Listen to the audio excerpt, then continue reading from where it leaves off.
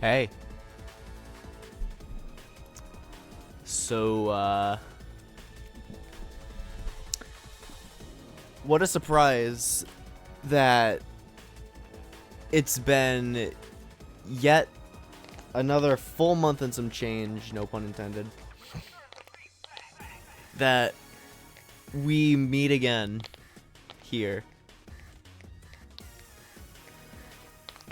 I'd ask how you're doing, but you seem to be the only person in chat, and you kind of already answered that question. And I already did the same for you as well. So, I guess I'll just cut the bullshit and kind of just get into what I had for tonight, which was basically nothing. But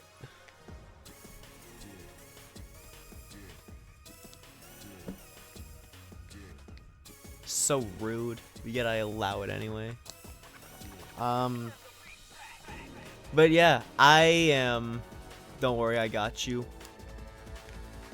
I am officially done. I am no longer a first year in college. And yeah, dude. What's the matter with you? And honestly, like, it feels pretty good, but I don't know.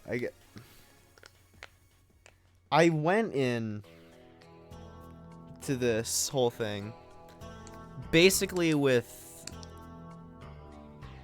this mentality of like, whatever happens happens. I don't really have any expectations for what I want to get out of it, and I kind of feel like the same coming out. Like, nothing really changed for me personally.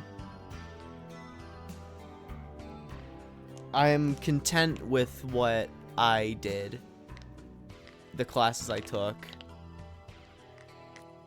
and also really just the work I had to do.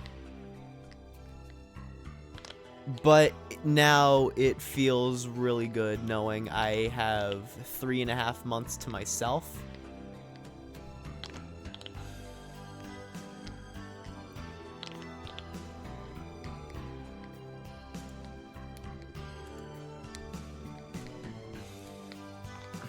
I'm still really like I'm quiet, and I'm just like kind of pausing just because like I'm still kind of just thinking about it, kind of soaking it in.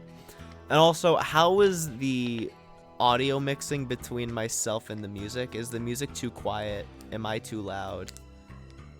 Just kind of like get a little feel.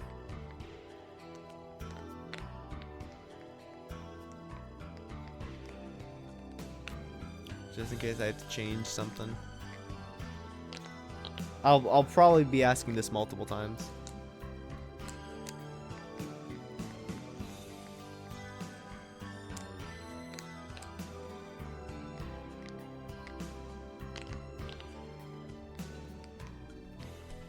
Well, I'll turn up the VLC. I'll turn myself down and the VLC up some.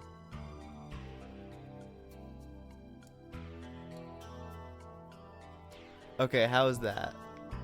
I turned myself like 1.5 down, and I brought the VLC up to 7.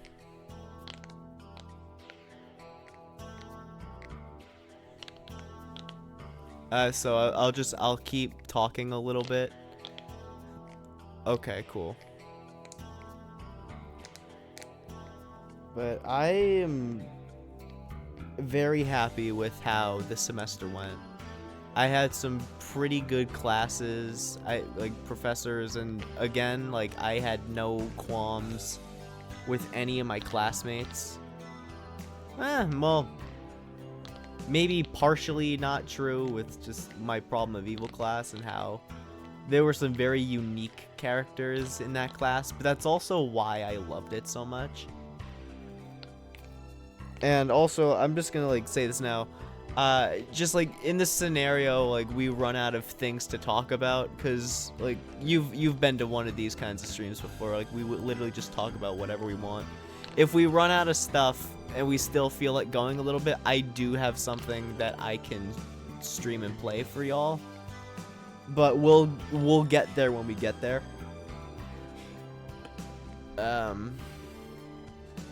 But genuinely, I think, like, even for like my first year, I think my Problem of Evil was my favorite class.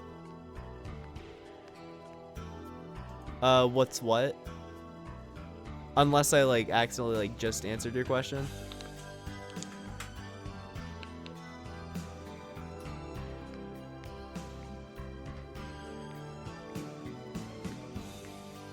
And yeah, if I'm like a little more quiet or like kind of stumbling through my senses, like I'm still like recovering from having to do back-to-back final exams for 4 hours. Oh, the game is Buckshot Roulette, which, along with just like streaming games, I initially had intentions on doing Ring Racers the week it came out. But like, because like I thought, like, because originally like my next stream was going to be Buckshot, but Ring Racers shadow dropped, and that basically it came out as I was doing schoolwork. I literally dropped it just to get the game. Like, that basically just took priority for me. And that was going to be the next thing I streamed when I got a chance. I wanted to do it at some point last week, but a combination of just I loaded myself up by being irresponsible and just not getting that stuff done in a timely manner where I could have squeezed it in. But also, like, I know, like, you and I, like, we kind of had this conversation last night, but I was slowly enjoying the game less as I kept playing it, and it eventually got to the point where like I was kind of like really burnt out with it, that I just didn't really want to stream it anymore. And then I looked and saw that my like year was almost up, and I just decided, you know, I'll just put this stream first, and then if I end up having a change of heart with Ring Racers, then I'll do that when that comes. I really don't know when that's gonna be, because I am just not feeling it with that game. I remember, like, I was talking with another one of my friends, and I said to them, like, I feel like with that game, it's going to be a case of I have the adrenaline rush for like the first week, and then it will immediately just start wearing down, and then I'm like not gonna really want to touch it anymore. And turns out I was exactly right in assuming that, just because like I'm really kind of just like getting sick of the hodgepodge that game is. Like, again, it wants to like try out and experiment with all these like different things and mechanics, and I respect it, but like the way that they go about handling it just does not mesh well at all, and it's way too overwhelming for me. Like, I can't even play the game, or at least like stay in a single server for like longer than a half hour.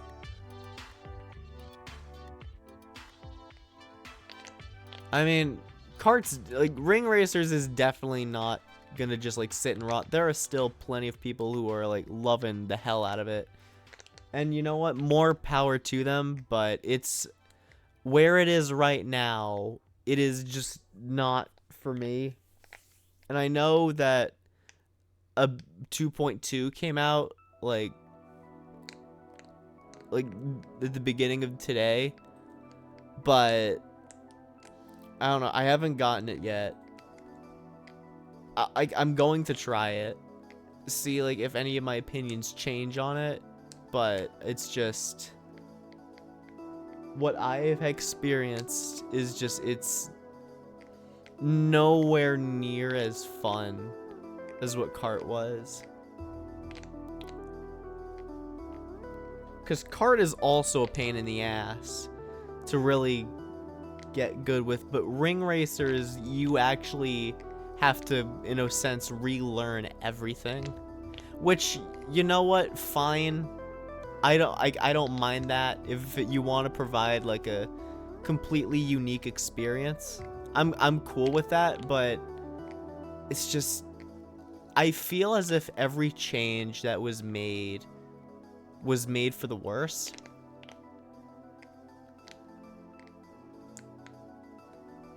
Like I feel like I am so much in less control.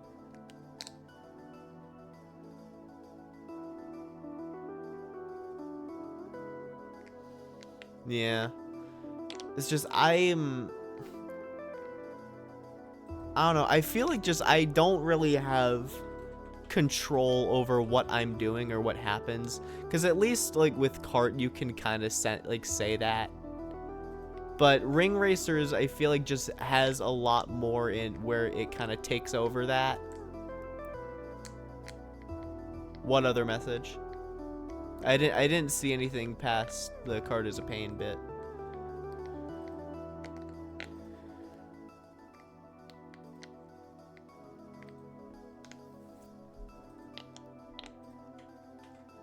But I remember I really just it's like I was saying, like I want to like the game. I sincerely do. Like there are things about the game that I really like. Like the original soundtrack that was made for it is pretty good. Some of the stages are beautiful. Some of the tracks carried over got some pretty good updates. But literally the worst part about the game is the control.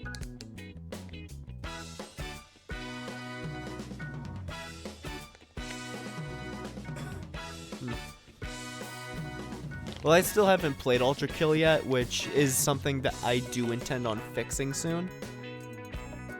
Like, I remember I was actually one of my college game nights, and I was sitting on a group that were talking about it. Yeah, no, I get you. Like, I feel like everything is so much more stiff. Yeah, that's what I've heard, like, everyone that I've heard talk about that game, like, really love that game. But I feel like Ring Racers is just, it's a lot more stiff with the control, and it's a kind of stiff that it actually kind of reminds me of Crash Tag Team Racing. If you ever played that, except in Tag Team Racing there was no drifting, you only turned, and it was not fun. I remember liking the game as a kid, but I never even played it. I just watched my brother play it. It wasn't until, like, however long ago where I actually picked it up for the first time, just to, like, see what the deal was, and, like, why people are just, like... Because people consider it the black sheep of the Crash Racing trilogy.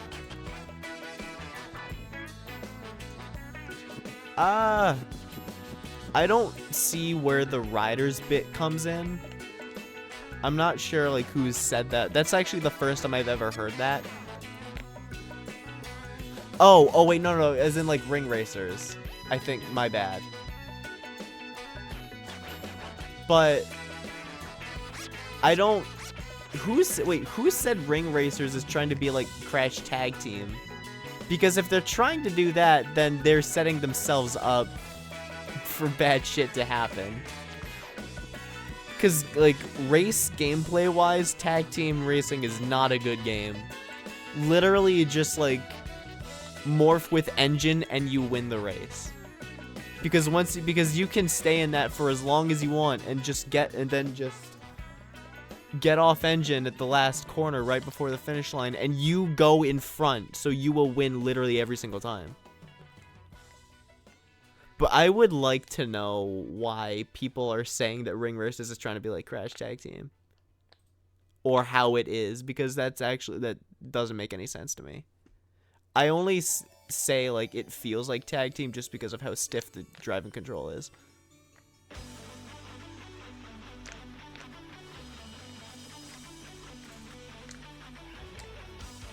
I don't know.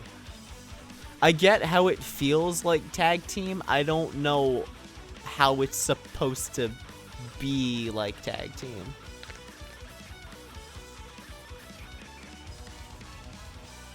I know, but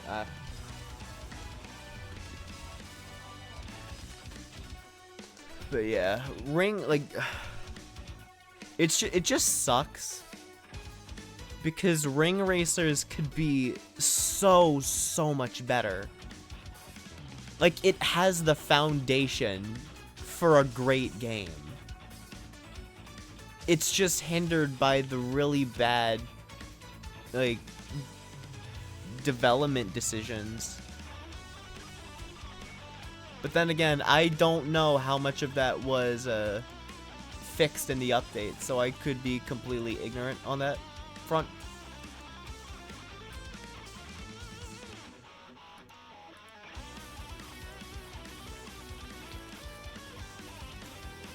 But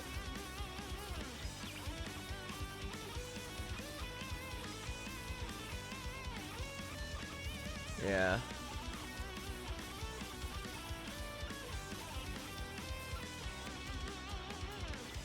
Hey, Witchhunter, what's up?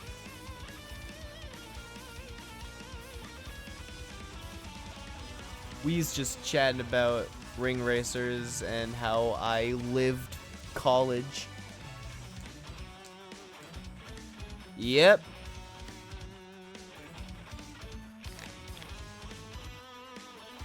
Ring Racers is very overwhelming, and I'm at the phase where I'm kind of just burnt out with it. Like, it has so much potential, but it tries doing way too much at one time, but it just, like, what it tries to do, it doesn't stick as well as Kart does.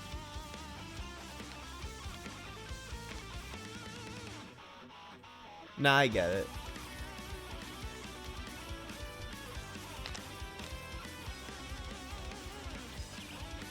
Like, Kart was, like, it's difficult, like, we were kind of talking about this earlier, like, it's difficult to really get a hang up at the beginning, but it's so much more simple compared to Ring Racers, just because of, like, all the other, like, mechanics were eventually just add-ons people made, and then were just kind of, like, options. Yeah, I think that's actually a good way of describing it. It's too ambitious for its own good. It really does just feel like throwing a bunch of stuff at the wall and just seeing what sticks. And most of it generally does not really stick. And even just, like, the whole, like, rings thing, just, like, it has its own set of problems.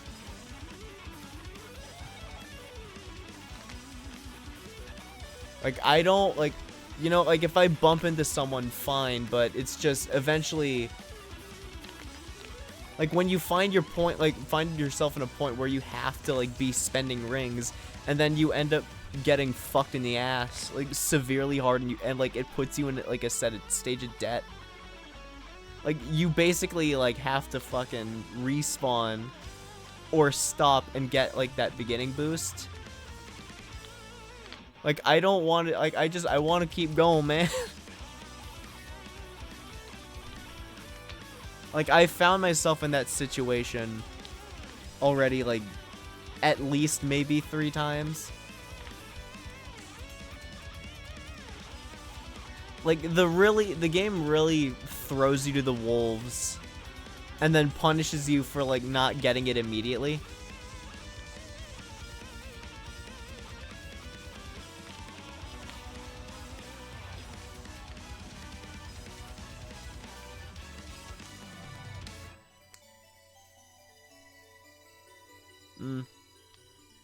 I don't know. My biggest problem with the tricks is that the game generally will force you to use them. Like, and if you don't use them, you will tumble. I just don't understand it. And it's like strafing kind of tricks where like it will throw you to the side even if like you just want to go straight.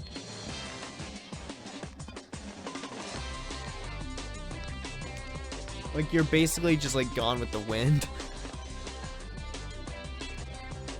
Like, tricks were fine in Kart. Like, for all the 3 different styles.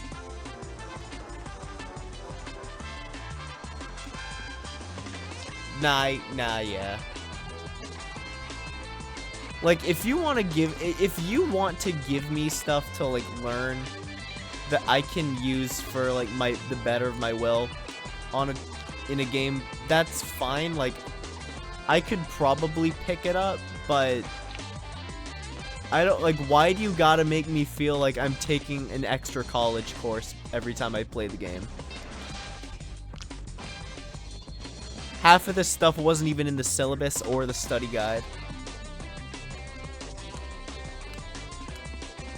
Oh yeah. Ring Racers does have, like... Wait, no, I was thinking of, like, just teching and parrying. You probably could wave dash in Ring Racers. I just haven't done it yet. Oh, wow, look at you. So proud. I barely got out of that class. I was, like, a straight C+ student.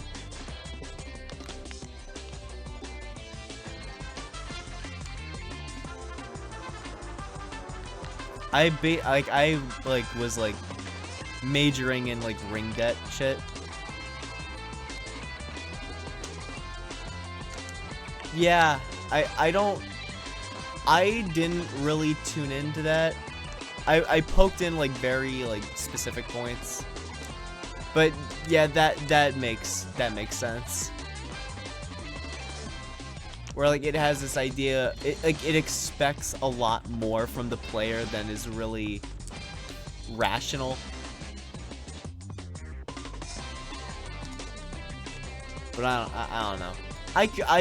I definitely believe I could learn it. But right now, I mean, from what I remember correctly, MK11 was a lot more simple. The older games, like, I think especially, post-arcade era was a little more complicated. It was definitely a lot worse and more stupid. But I think that's also what makes those MK games a lot more fun to play.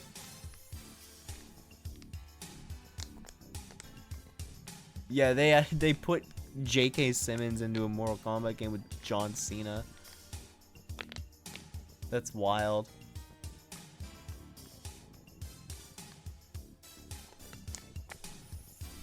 In a way, I feel like arcade Mortal Kombat would be more complicated just because of the way that I think about, like,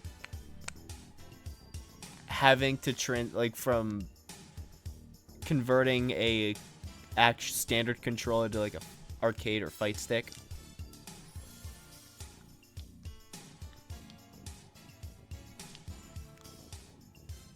Yep. And I basically, anytime I played the story mode, in Soul Cal 2, I would walk up to the edges as Link, and then because he would jump over the guy and they would be facing the cliff, I would just be able to kick them off within like 5 seconds and cheese all my victories.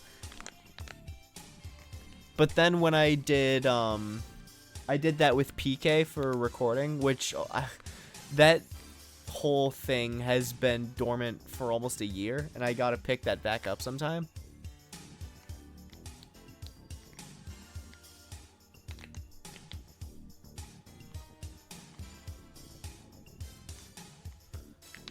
I mean, maybe Doom Guy, I don't know. I feel like Kratos, also was probably a bit more fitting. But it just sucks he was like, I mean, obviously it makes sense that he was a PlayStation exclusive, but, you know. Freddy would have fit in MKX because they already threw in a bunch of horror icons. So like he would fit right in. Cuz they had like freaking Jason, Leatherface, and Alien. There may be someone else I'm forgetting, but I remember those 3 big ones.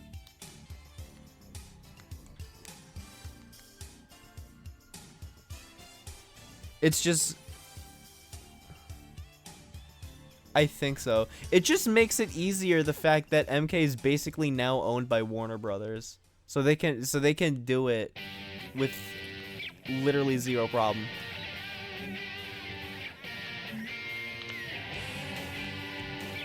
Oh wait, oh yeah, Predator. I forgot about him.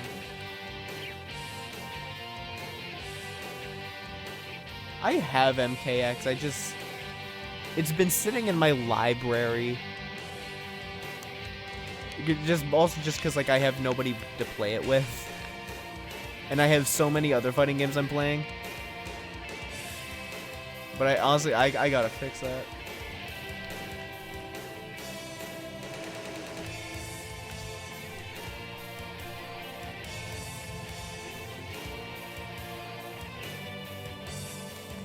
But what do you say? Like, how about I actually tell you guys about my year, or at least this semester? How about that? Let's actually like let's kind of talk about why we are gathered here today.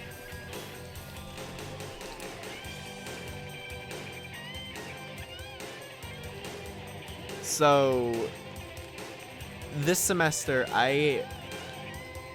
my 5 classes that I had in order were my oral communication, the problem of evil class, which I mentioned earlier, my media writing, U.S. history, which the class I took was 1877 to present day, and then I had quantitative reasoning. I guess I can just go down the line of all my classes. So, with my oral communication, my professor was actually a stand-up comic. Like, she had toured with a bunch of people. Like, and apparently she told the class that, like, at one point she had a TV show, which I've tried looking up multiple times. She never told us what it was called. So I guess, like, you kind of just had to assume that it was called, like, her name and then show, because like that's just how I guess it's just that's how comedians name their shows. But she was a good professor. She had a really annoying ass laugh though. I don't even know how to describe it. It's just I have trouble believing that her laugh is a noise that is coming out of a human being.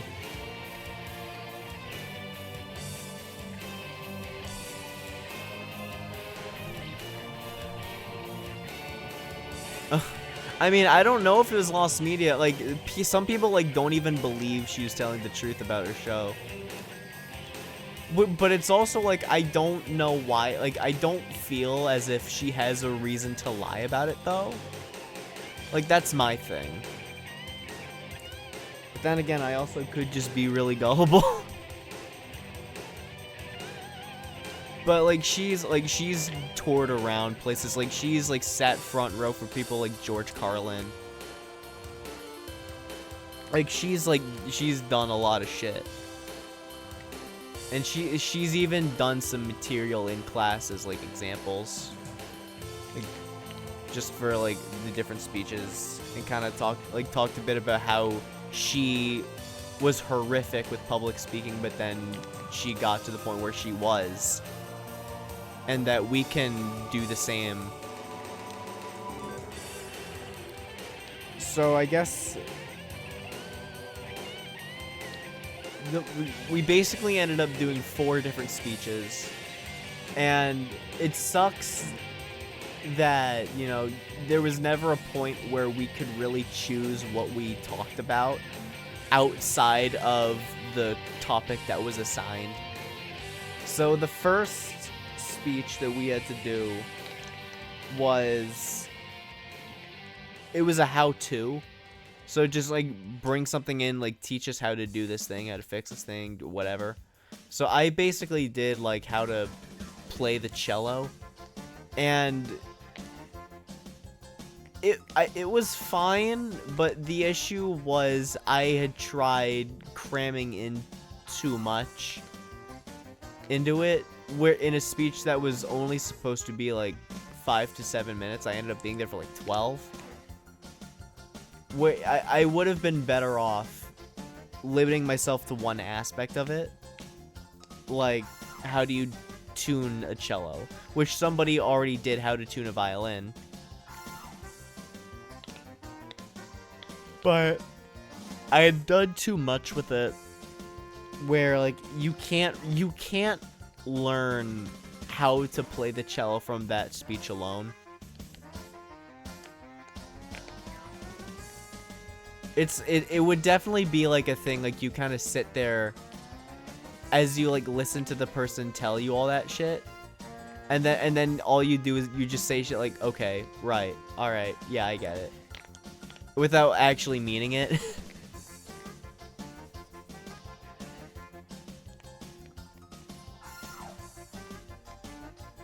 But I still passed that speech, and as far as I'm aware, because I still haven't gotten my grade back for my last speech. Like, I could actually, like, look right now to see if that came in. You're right. They're not showing right now, but that's because of other circumstances. If I waited to do this, maybe, like, tomorrow, I could probably be better at speaking. But I missed this. It sucks that like I just never had the time, and now I finally do. So you see, you just gotta have that can-do spirit, witch, and then you can be like me someday. But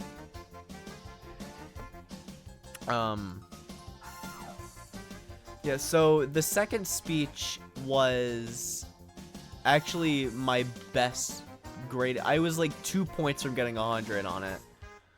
It was, you had to inform us on something. Oh, it looks like it did come in. Hang on, let's see. Am I about to betray chat?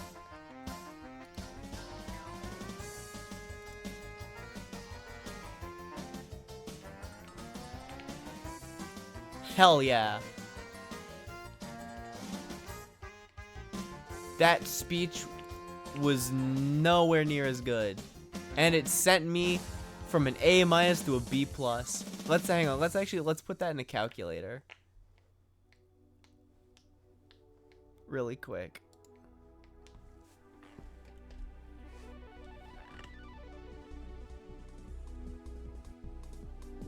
Fuck yeah. 70%.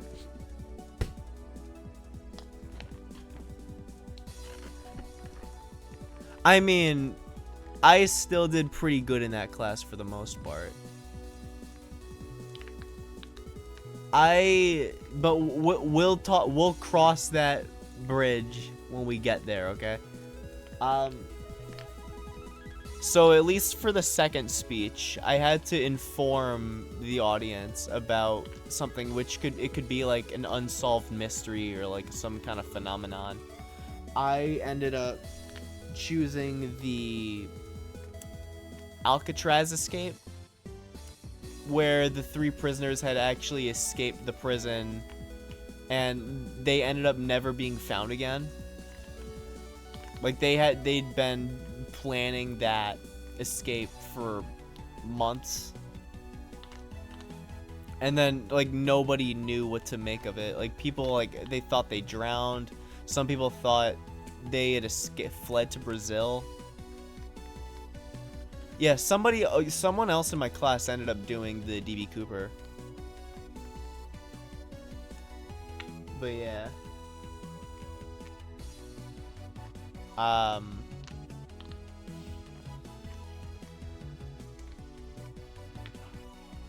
That speech, I remember I had spoken really quick, but it's also because like I had a lot of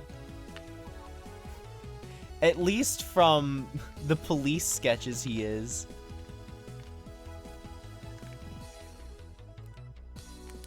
But a big problem was the fact that I had kind of overloaded my presentation with information, that I was kind of just trying to get through it within the time I had up there.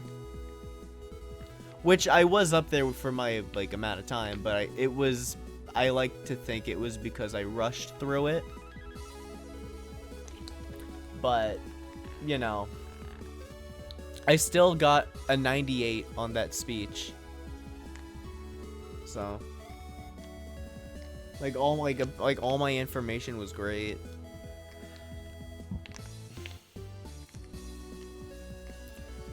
Oh yeah, if you hear like little crackling over my mic, I am fidgeting my little like stress popper.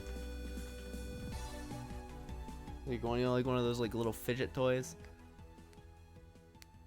But yeah, that speech went really well. The third speech was a persuade. So like either persuade me to join this club, join this organization, or to switch a major, which I ended up deciding to do, like why you should switch to film and media production major. I'm gonna turn the music down just a tad. Yeah, that's fair. Come on, Change. You know I'm not smart enough to bribe people. But, you know. That speech I ended up having to do a couple interviews with people for. So I ended up I wanted to kind of divide up the information you got, so I decided to do, because I had to have at least 3 interviews, but I had to I decided to do 2 professor interviews and 2 student interviews that were already in the major to kind of, you know, add a little more to the convincing part. Where like this has been their experience, because they were both upperclassmen. So like they were able to talk more about the things they've done rather than like what they wanted to do. Which that also went fine. And then there was the last speech, which I just found out I got a 70 on.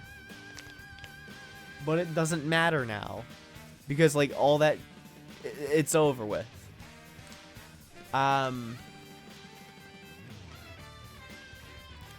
The final speech was supposed to be like, you had to take a small problem and try to find a solution for it. So for that, I ended up doing the field hockey rink that my community center owns and runs. And the fact that they do not have a way of maintaining any kind of attendance. And that stems from a lot of other problems that area has. And yeah, turns out I was barely passable. Which I already had, like, no faith in that speech. Just because of, like, there's, like, so much more other bullshit with it. But, you know what? It's over with. It is what it is. I don't have to think about it anymore. I'm probably not even going to watch the feedback.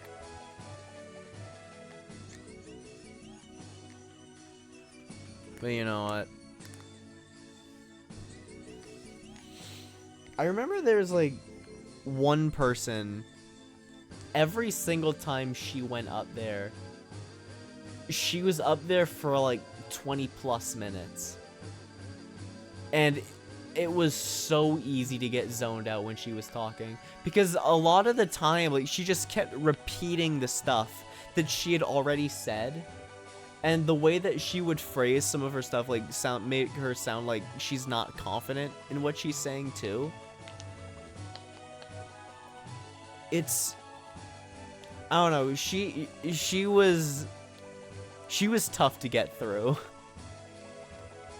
Like, I remember, like, one of the last times she had gotten up, I had to look, I basically said to myself, okay, I hope, just get yourself ready to, like, just sit there and just be bored.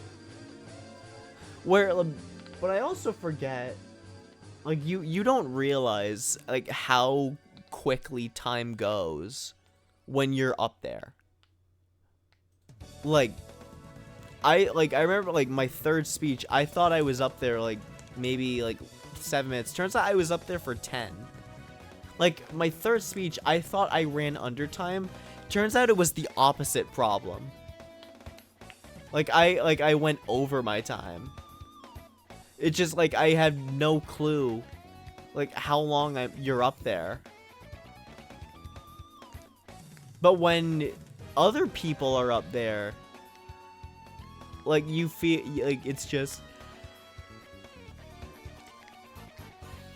that it's wild. It's a wild feeling. Like, you genuinely lose track of time. But when some other people are up there, you feel like time is standing still.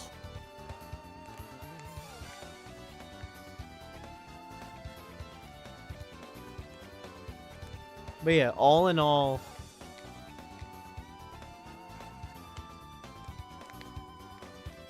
yep, I've been in plenty of those situations.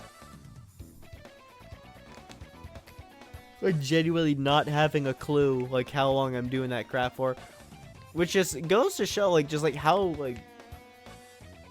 replayable and just enjoyable cart can be. Like, especially when you, like, and I feel like that can only work if you have friends with you to play. Because if I'm on my own, more often than not, I'm not in a server longer than a half hour. But when I have people with me, and, like, we're all, like, cracking about what's going on, then yeah, I could, like, I could sacrifice, like, almost a quarter of my day.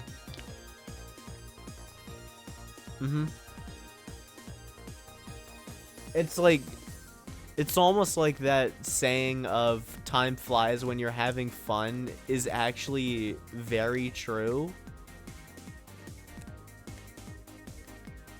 And is not just some dumb cliche.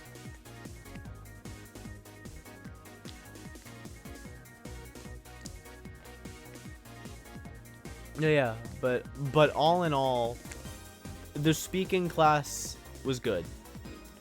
A good professor. She was very helpful with a lot of, like, development stuff for when I was presenting. Um. So what next? Problem of Evil. Probably my favorite class that I had this year. For several reasons. First, it was a class of 8 people. So this automatically, I'm a lot more set up to like it, because it's just less people I have to deal with, and the personalities in that class were very fascinating. It, like, you could not get through a single class without at least 2 arguments. And I was the guy who kind of just, like, I didn't sit, like, in the back, but I sat back, like, at the side of the arguing, and I just let everyone else go at it.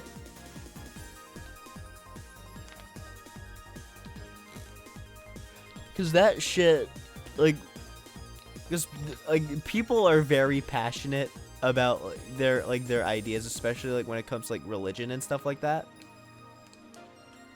So watching it, like, even, like, to the point where they're, like, going at each other's throats is so entertaining.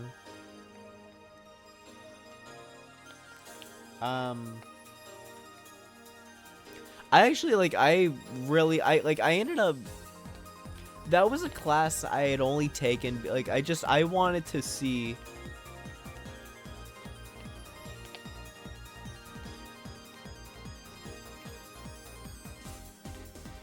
like, I loved the class because of the chaos. Like, it really, like, you don't need a huge group of people to cause chaos, and it wasn't even, like, insanely out of control. Like, we were able, like, we could get, like, contain ourselves and drop it, but people were very adamant about their ideas, which fair enough. It only makes it more entertaining. like seeing people genuinely get angry about another person's ideas.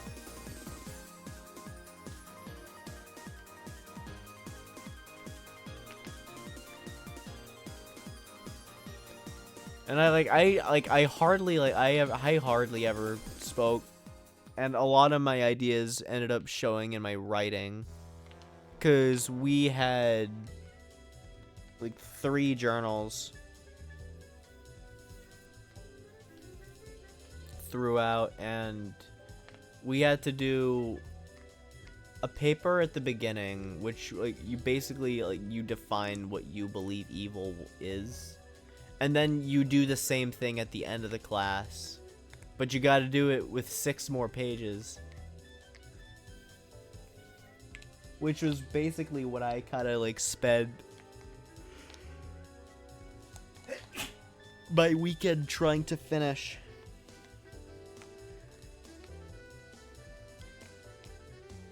And I gotta be real, I know I said, like, I really enjoyed the class, and I was able to get myself invested in some of the stuff that we were talking about, but as far as, like, the assignments go, I never paid attention to them. I did not care. And eventually, who follow me? Welcome. Hang on. Oh, shoot. I missed that name. Oh, hell. Whoever it was, hang on. Can I, like, actually look into, like, users in chat? Hang on. No, I can't. Oh, man. It's a bot. That's so lame.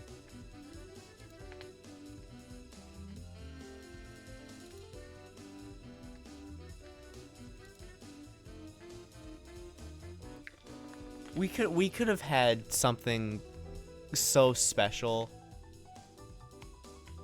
I know, right? That's what I said when I got my first bot. Like, I'm at the point now where I'm actually getting that shit. Hang on, endemic trans B. Jesus. But it's such a shame though, because like we could have had something so special.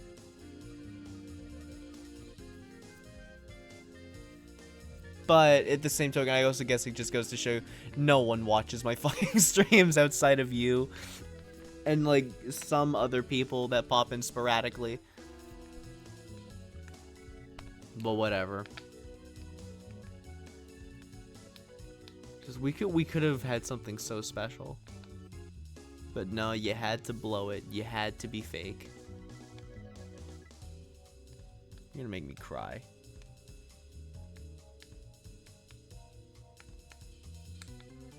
I don't... Okay, what was I talking about? It was relating to my problem of evil class. I was talking... Oh yeah, I remember. It was like I was talking about how, like, we had so little assignments in that class. And 3 of the 5... No, there were like 6 that I can remember of. And half of them were just journals. Which I didn't write 2 of them until like the last 2 weeks. Hell, maybe not even like 2 weeks. At least like till like the last week. Because I just let them sit and I completely forgot about them. Because as far as like assignments went, no one ever really talked about them. Which led me to kind of just push them to the side.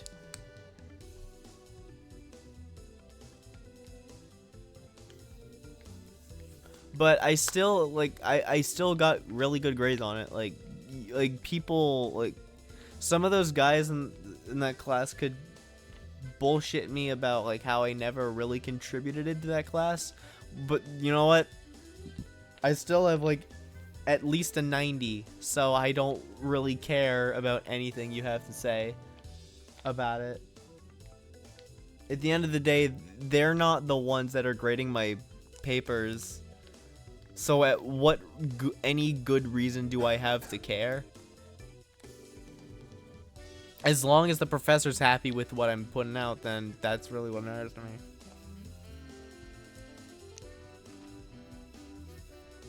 And apparently, he thinks I'm like actually like I write very well, and I actually well and concisely put my thoughts onto paper.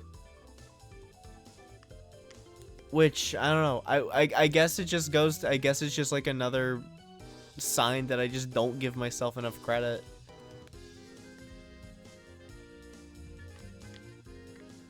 I don't know. I guess I never thought of myself as a person that was really good with thinking in those contexts.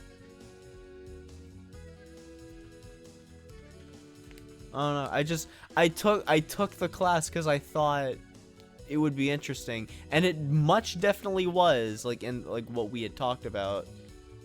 But I think what was more interesting than what we were talking about were the characters we could be studying in the class, which were my classmates. They probably have their own like unique archetypes. But, you know.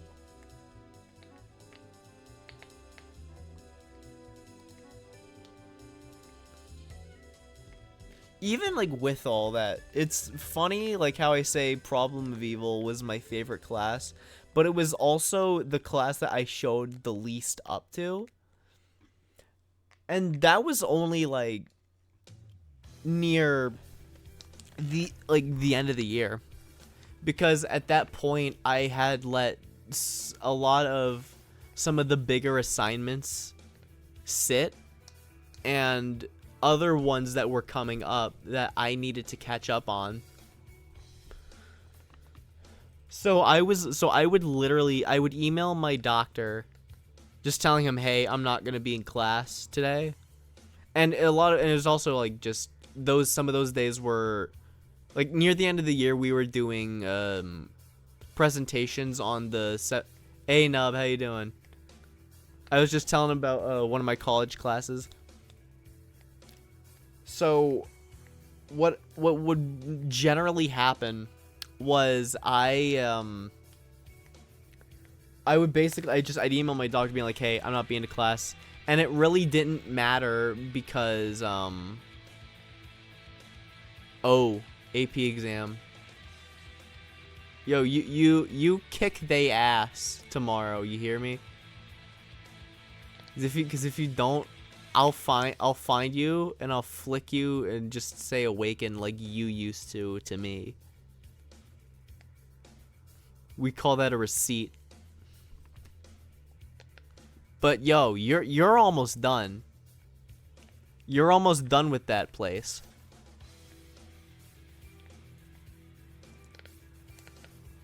How's that, like, isn't like your, like, isn't like the picnic coming up soon?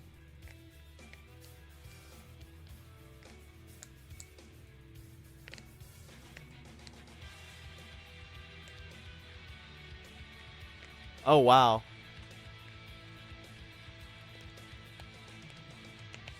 How does that feel? Like, doesn't it like just feel like the year had just started?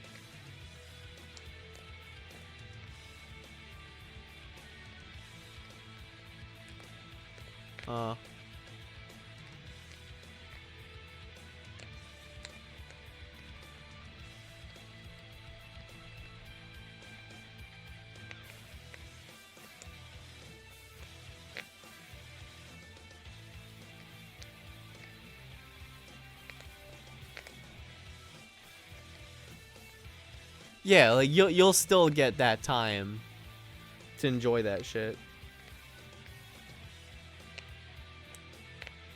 God, the fucking picnic was so goddamn good, man.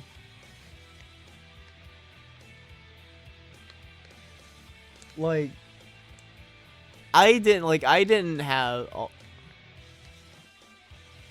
Oh yeah, of course. I wonder, because like I have no idea. Like, obviously, like, I was already gone. I don't know what the enforcement on that was, if they just like lift it, because I know as soon as like we left, the patio privilege immediately turned over to the juniors. So like when we were still juniors and the seniors had left, like some of us had already gone out to the patio.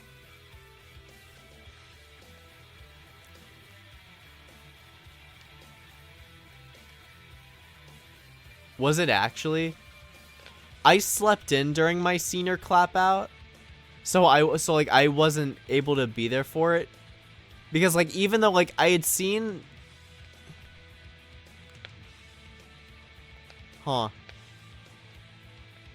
like even though that I had seen like the Instagram post that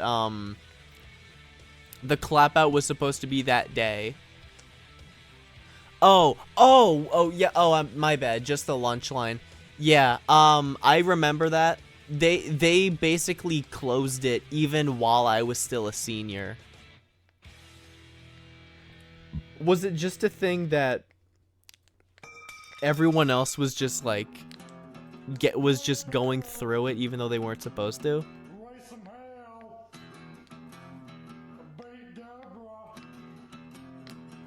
Oh, so it's not even a senior privilege anymore?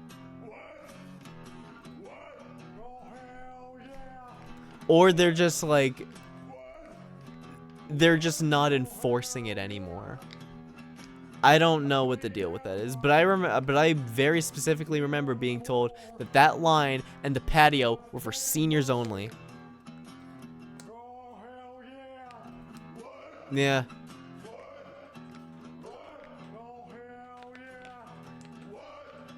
I mean, I don't know.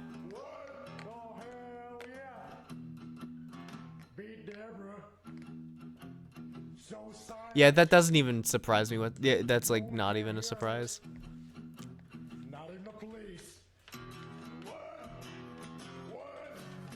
People gotta wait for it for so long, too.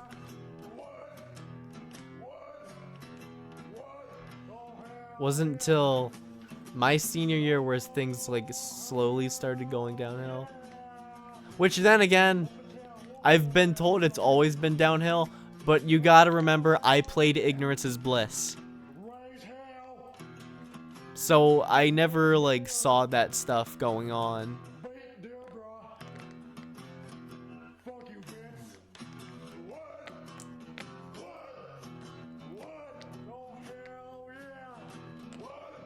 Oh god, how long has it been? Because I know I made mine at around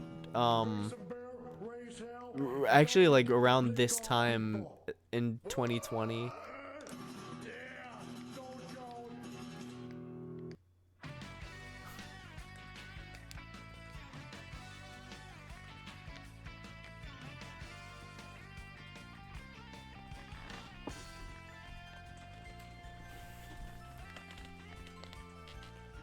Oh, yeah, I still like.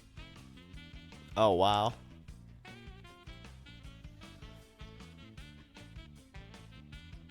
I'm just like.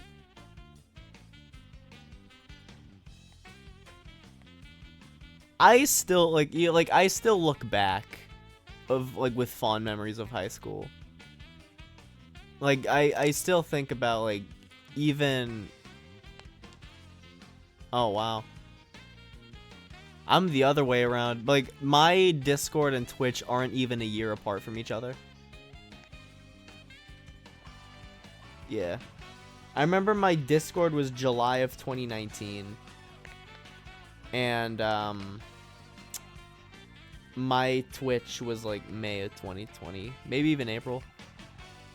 I remember I made my Twitch solely to follow Your Movie Sucks, because at the time he was still working on his review of Kimba the White Lion, where he basically just like kind of like debunked the entire conspiracy that that the Lion King had ripped off Kimba, which had been like a whole thing for like 25 years. Literally went through like every little bit of stuff people used to claim that Lion King ripped off Kimba and just debunks it.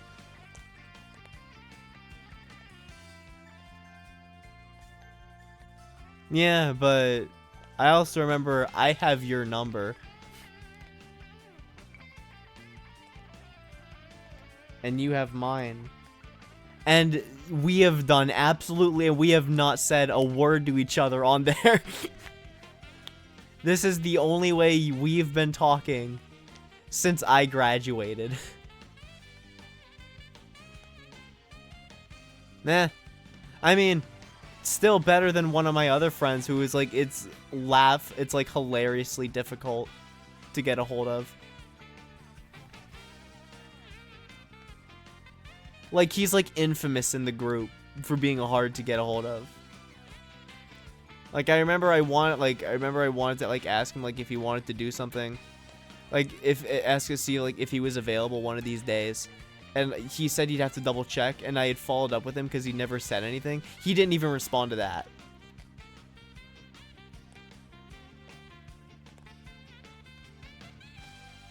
Yeah. Oh, really?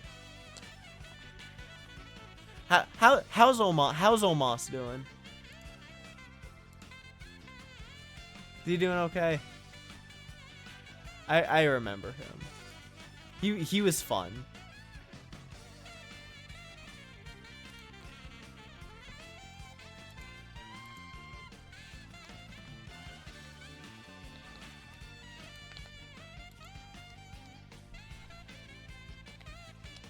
I remember walking past him at my graduation, seeing him play Pomp and Circumstance.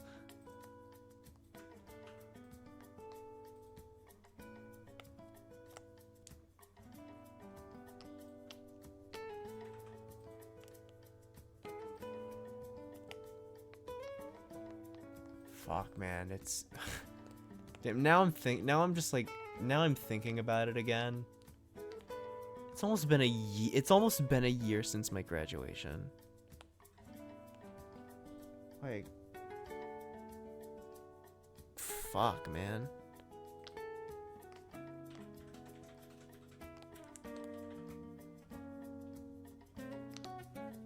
I'm just...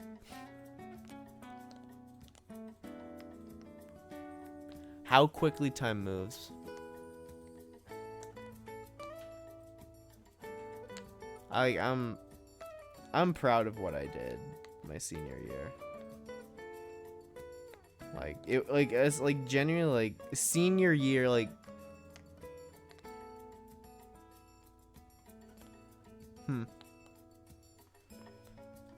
like, I just remember once my senior year had started, and I kind of like started getting back into like talking with people, that year got so much better because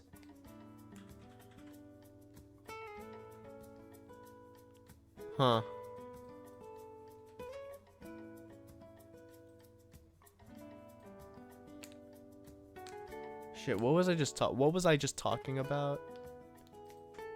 Oh no, not this again.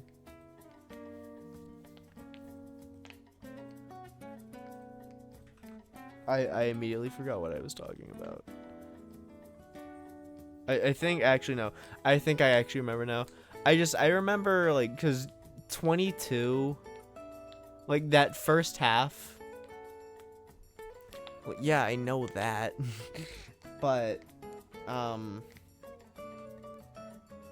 the near end of 21 up until like I think maybe it's safe to say August of 22 was absolutely miserable. It's like genuinely like one of my lowest points, at least of like stress and just like not being mentally fucking there. And it wasn't till I actually got to my senior year where like that started going back up, and then 23 was pretty good for me.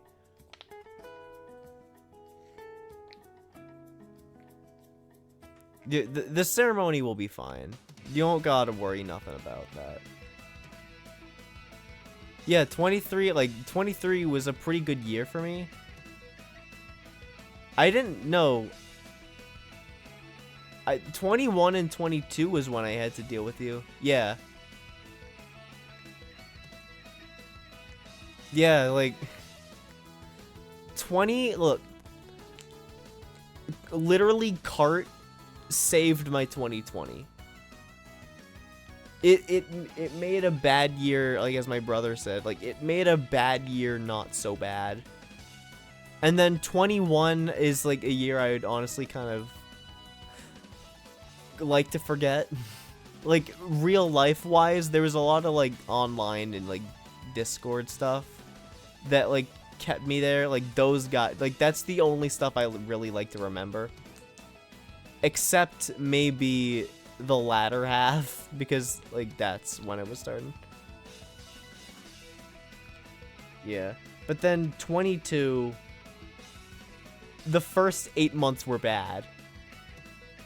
But 23 was like the one where it was like consistently all right.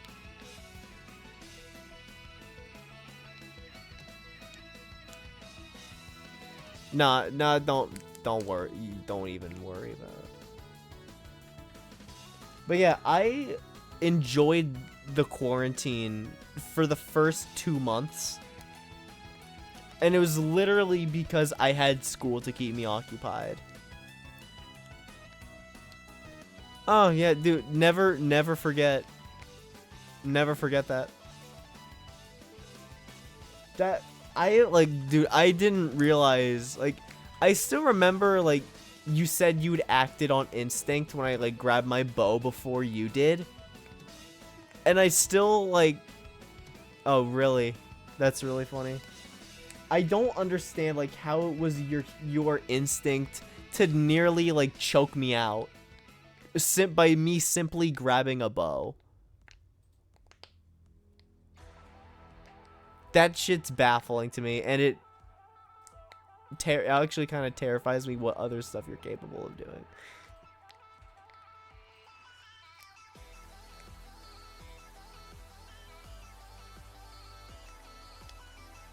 At least, like, the stay in your house and don't go anywhere part was only a few months.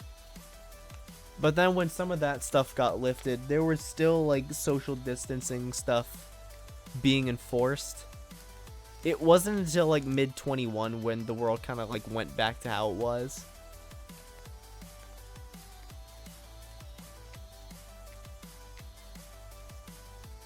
Huh. You know, when you put it that way, that actually makes a lot more sense. And that's something I actually kind of relate to a lot.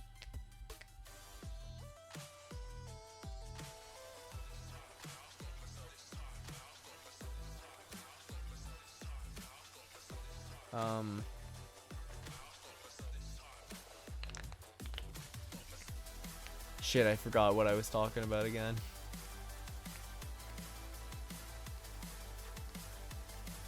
Yeah, and I guess doing the same thing to you did the same result when I basically had to fucking smack you.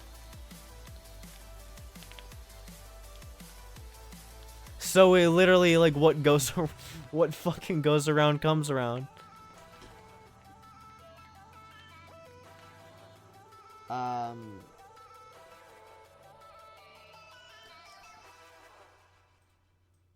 Yeah, I know I did. And then we've been fine ever since. Genuinely, if I don't think if I hadn't done that, you would not have stopped. We'd still be friends, but you would still be all getting fucking.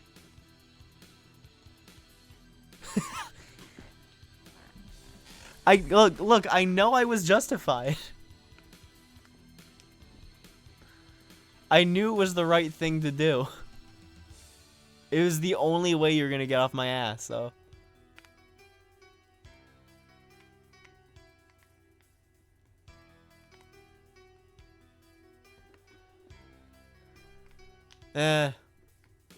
Look, that part, that's not you. Put underclassman you in the past where he belongs.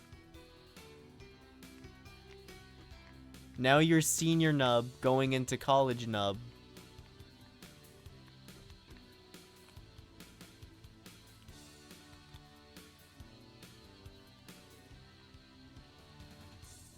Huh.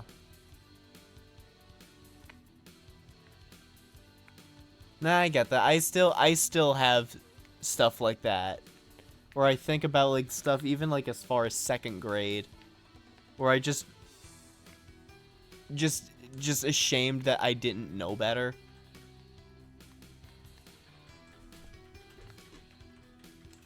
But that's what's great about being human, is that you learn from your mistakes.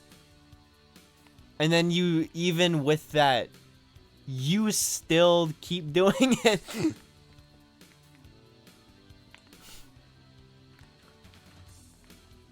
But generally you learn. And I like to think I've been a lot better about that stuff.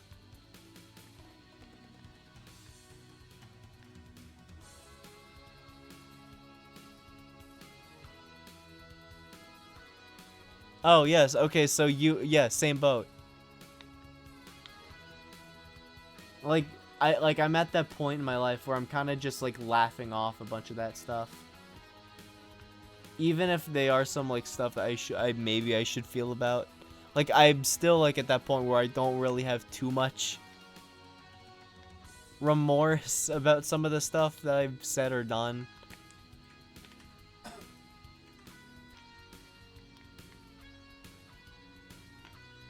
I am 19, in just under 3 months I'm gonna be 20.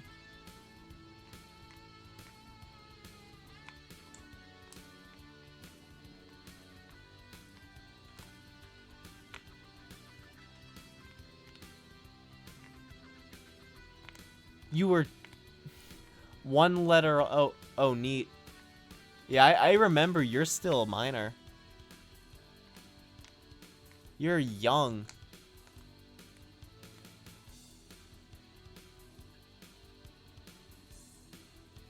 Like, I'm gonna be legally allowed to drink, and you're not even gonna be 20.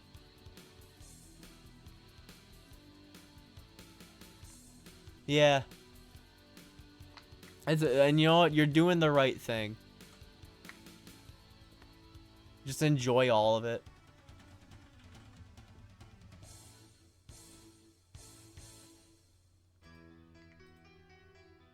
That's why, like, I'm trying to make the most of these times. And also, like, just even with college, I just kind of was really... That's really funny.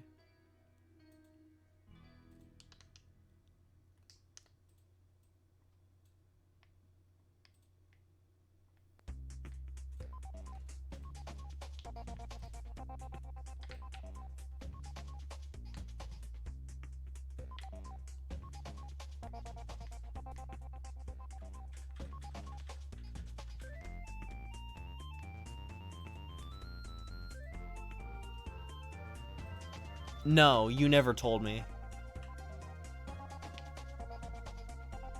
So he's 18. Actually, that's kind of like...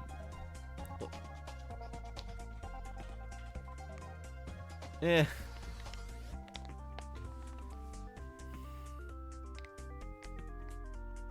And there's someone else that was like that. He was like 19 as a senior.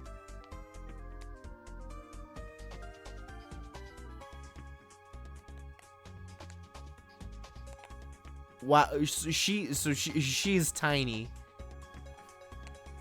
Jesus.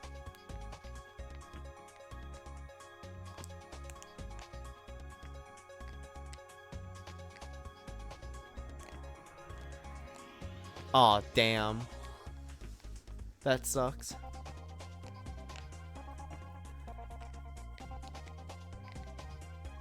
I'm sorry, I just read that as too unique. I just read that as 2 words. Like, just punt table.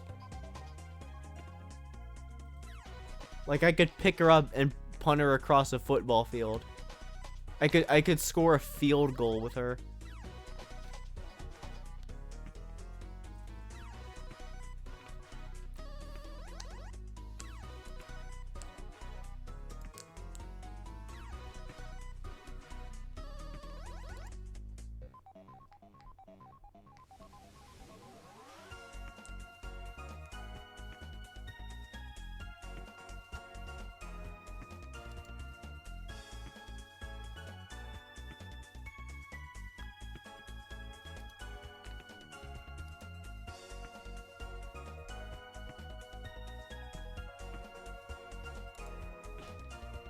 Yeah, I was just looking at other friends stream. Apparently Lythero is doing Dragon Ball FighterZ lobby shenanigans. Looks like we'll be getting that video soon. Probably like July.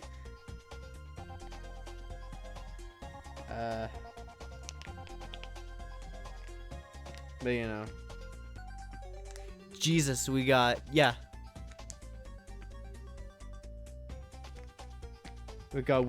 went so far off. Yeah, they're doing mods too. I saw SpongeBob in the stream preview.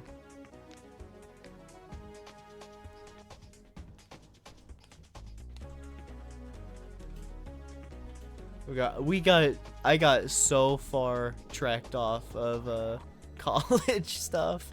But you know what? That's okay. Cuz we're having fun here. Like, this is bound to happen.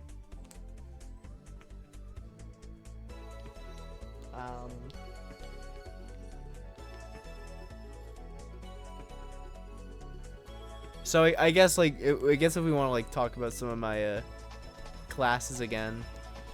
So I guess next would have been the media writing, which was was just kind of like script writing. I wrote this is like probably like the most I've consistently written in like the entirety of like my time in school. Like that class was really fun.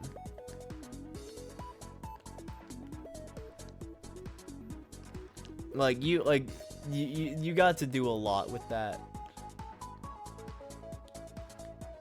What about my senior year? Oh.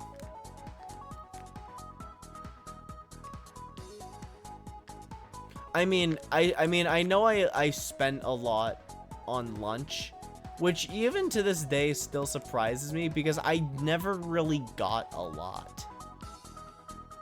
I usually just got my PB&Js, like some chips and a water and somehow that like was adding up.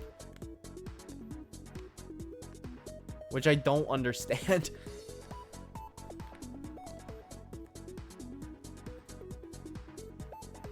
Jesus Christ. But you don't mean like lunch money or like just general money?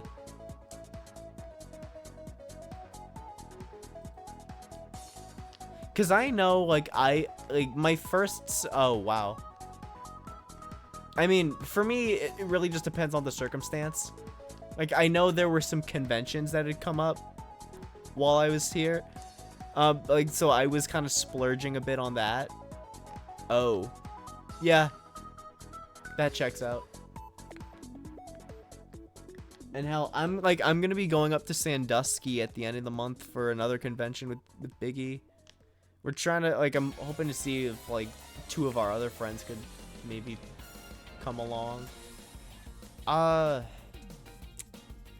yeah, I get it.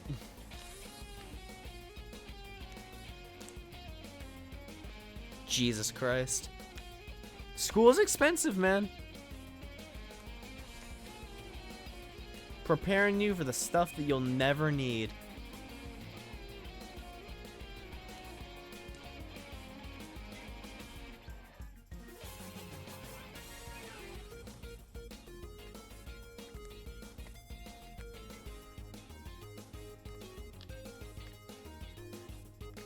Yeah, I believe that.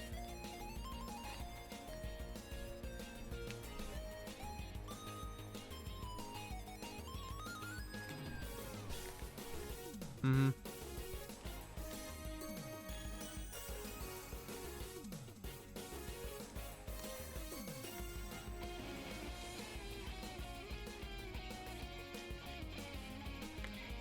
Poor children.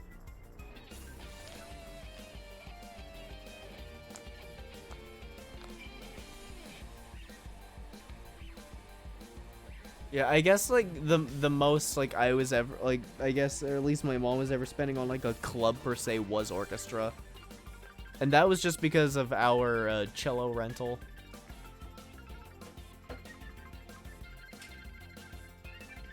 Huh. But we haven't paid that rental in years. Like it was like we paid off the rental, so like we own that cello now. Yeah. Ended up having to trade in my original one for one that was bigger, because we were kind of just oh really neat. I started in 4th grade, so I was just like I was at that point like we kind of just had we were basically like just renting it every month. Then we finally like paid it off I think in 2019.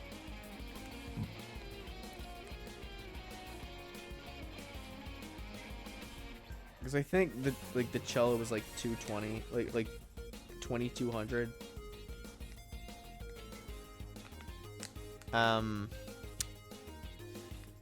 Yeah, and then when we finally had to trade in my cello, the new one we got for like $200 because you just subtract the difference.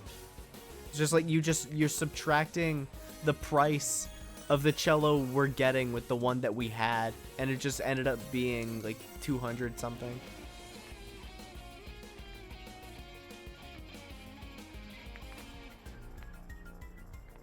Huh. Weird.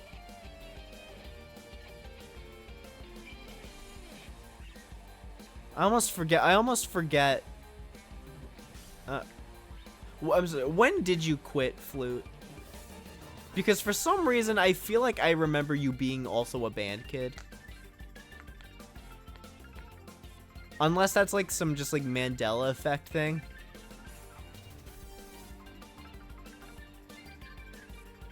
Okay. So you would quit before we even met. Cool. I don't know. You have like band kid stereotype energy.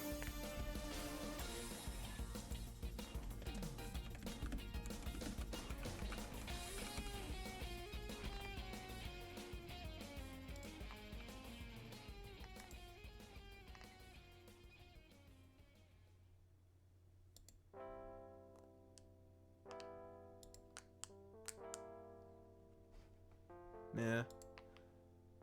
I remember a lot of my friends, at least like one of my other groups that I used to hang out with in elementary school, like they were like constantly like going back like in between because they were basically doubling.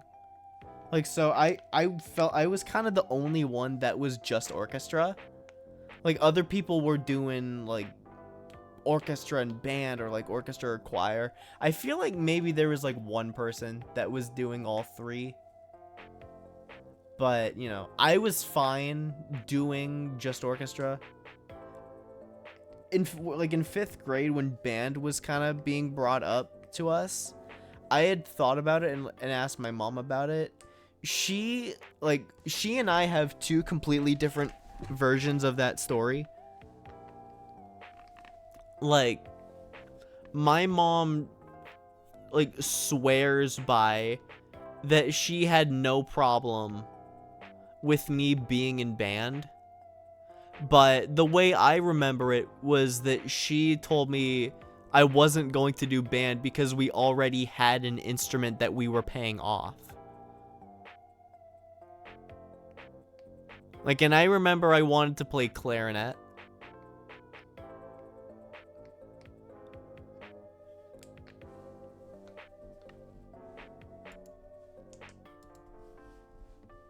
But, you know, whatever.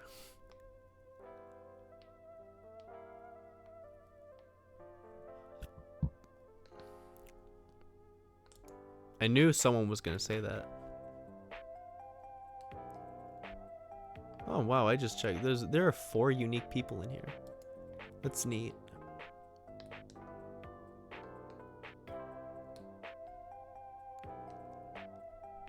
But, you know, is whatever. I made it out okay with just orchestra.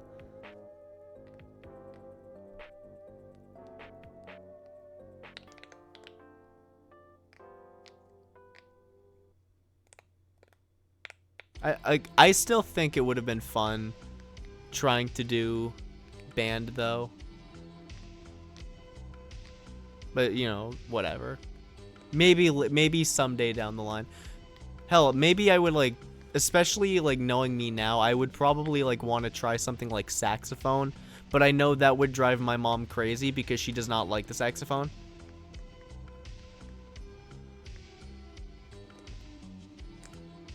That's fair.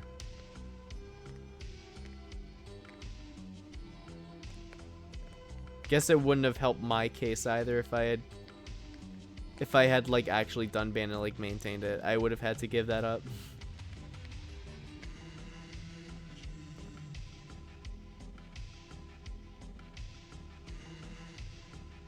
Oh, neither did I. I never, the only time I ever actually practiced my cello at home was A, solo and ensemble, B, video playing tests during quarantine.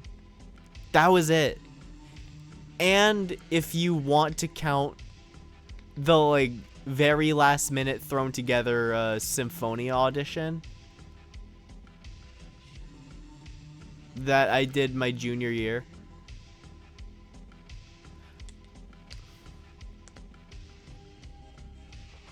Yeah, I had like actually met up with my other group mates, and most of the time like we would be there for 2 hours, and like 70% of it would be us just chatting about random shit,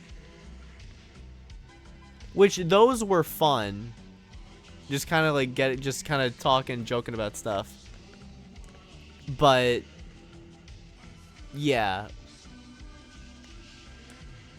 I like even with all of that, I still managed, because the piece we had a very specific part for me where I like you know like how like cello is like in bass clef, right? There was a point in our song where I had to switch to tenor clef, so I had to completely like relearn those fingerings. And somehow when I performed, I came out all right. The biggest problem was like when we got to the second part of the song, we kind of lost each other. But then like we kind of picked it back up. And I still like we kind of talked about that solo and ensemble performance on like my first stream on Twitch. But I did not see the person that counted off, like, cause like they're moving their head and like kind of like going to do the breathe before we play. I didn't see that. I didn't know who was counting off, so I had no way to tell when we were supposed to start. That's why like when the judges had marked down in their notes that we had gotten lost at the second part of the song, like that was why, like I felt like I was basically the reason that our performance suffered. And I actually almost you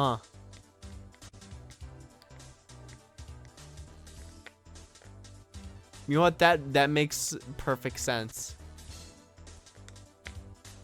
But I was so mad. Well, I was furious for two reasons. First being that I felt like I was the reason that our performance grade had dropped to a 3, which we were all kind of expecting that we were going to get a 3, but like we were hoping for like a 2. 1 was basically like out of our ballpark. But we still, like, we walked out with a passable 3. But I was mad at the way we got it.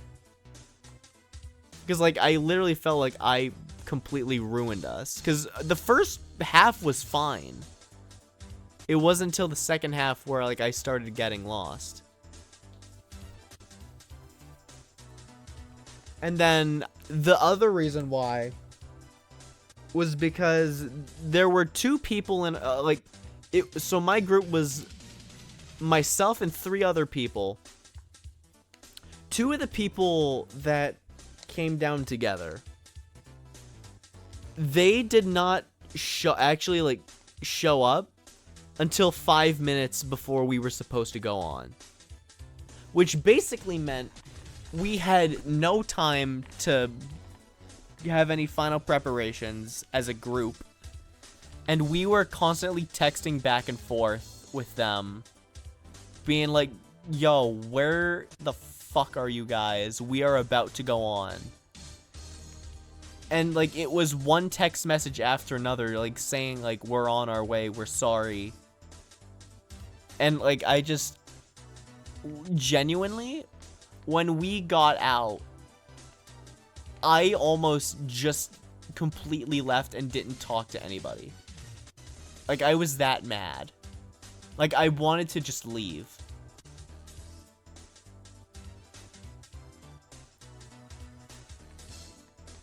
Alright. It was nice seeing you. It was nice seeing you again. I missed these. You do good on that test now. I'll talk to you later. But I remember, like, I've never been so angry about something related to orchestra.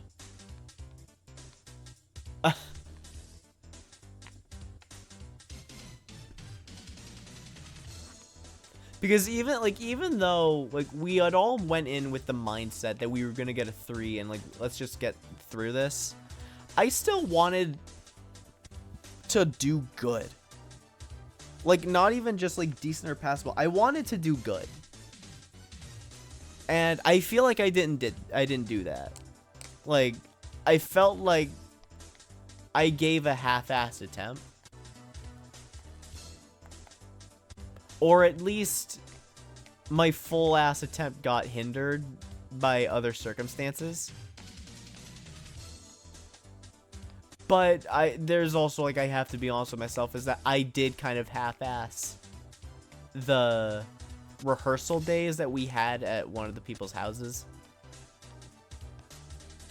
Because I did. We all did.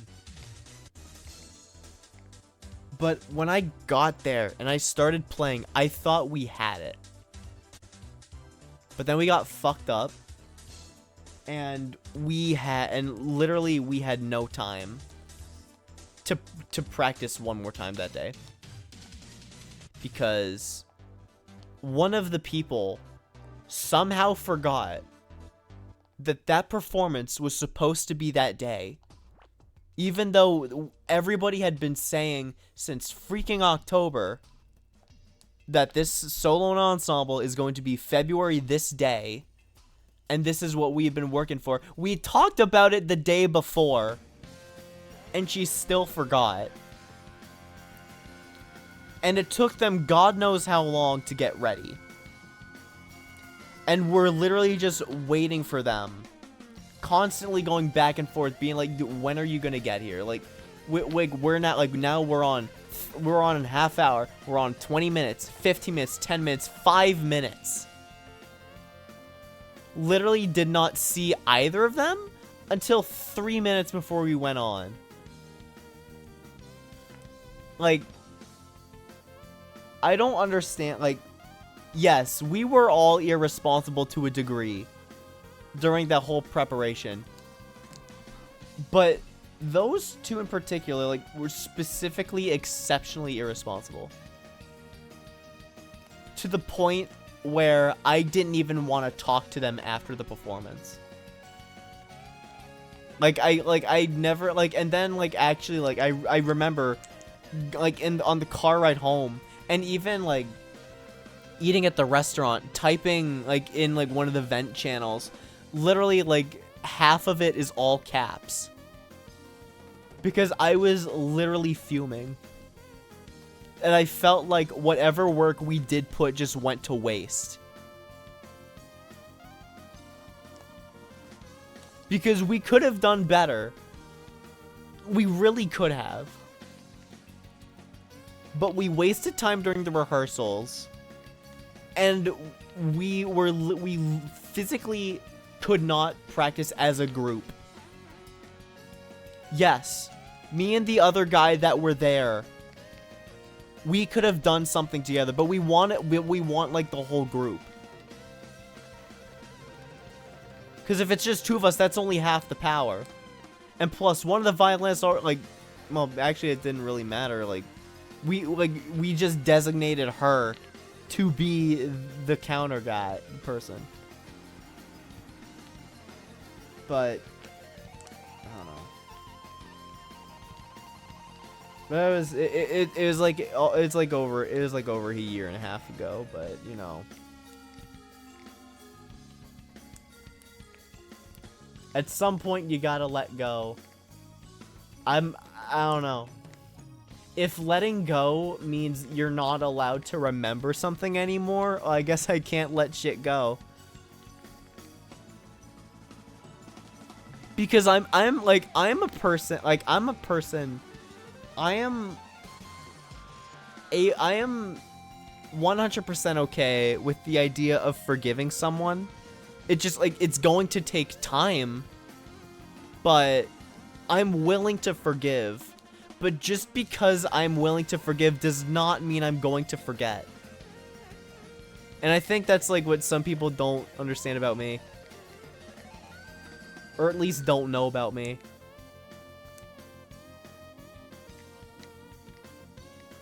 Especially like in like scenarios where like someone might try to bullshit, like I've never done like shit to you, like why are you like this?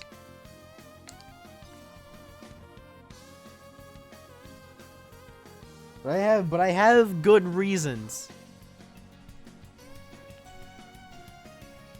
Whether or not I decide to shake your hand or or if it's on my own, I decide to take away your power in my head.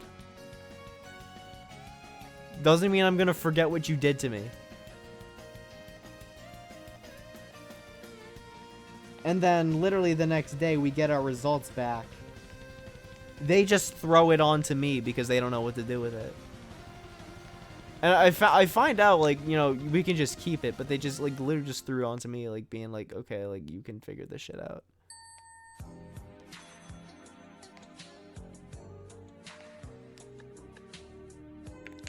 They're nice people.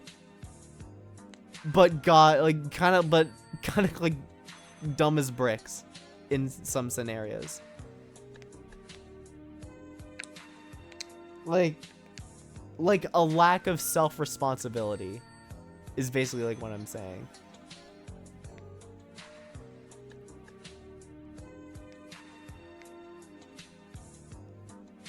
Like it was fine when I like found out what was going down. Like I'm fine with just holding on to it, but I don't know.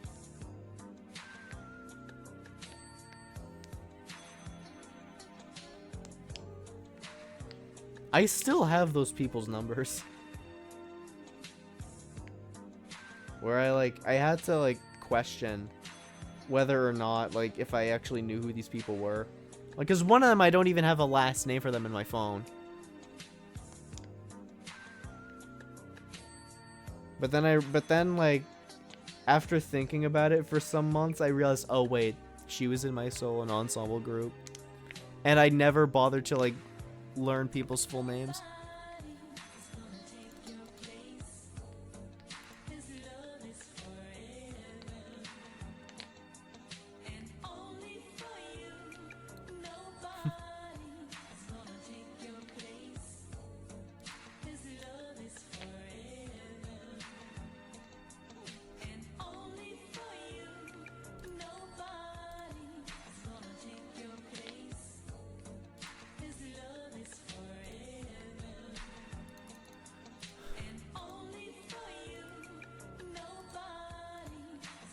Yeah, I was just looking at Discord really quick, but you know,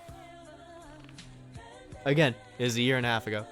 Just why are you still talking about this? Is because I still remember it. But that same night was the WWE Royal Rumble, and I had like some of my brother's friends actually came over to watch it, and it was also like a weekend where GK came to visit. So as soon as I got home, my blood pressure immediately went down. But enough about that. Let's actually start talking about my media writing class again. Or I had kind of like been talking about like how that just been the class I haven't like written as like I've written like a lot with like, especially like with my Problem of Evil and my my English class I took last semester.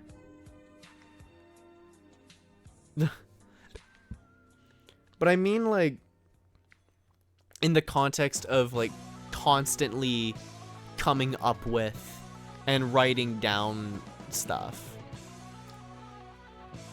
Like just coming up with new ideas for scripts and stuff to write about. That class was a lot of fun. I got to learn about like all the different kinds of scripts and how to format them. apparently my favorite. I learned that like 2 of them you can actually just format in Google Drive and Microsoft Word, which was basically what I used for the entire semester, at least up until my final 15-minute short film script, which I had actually posted in a GK server.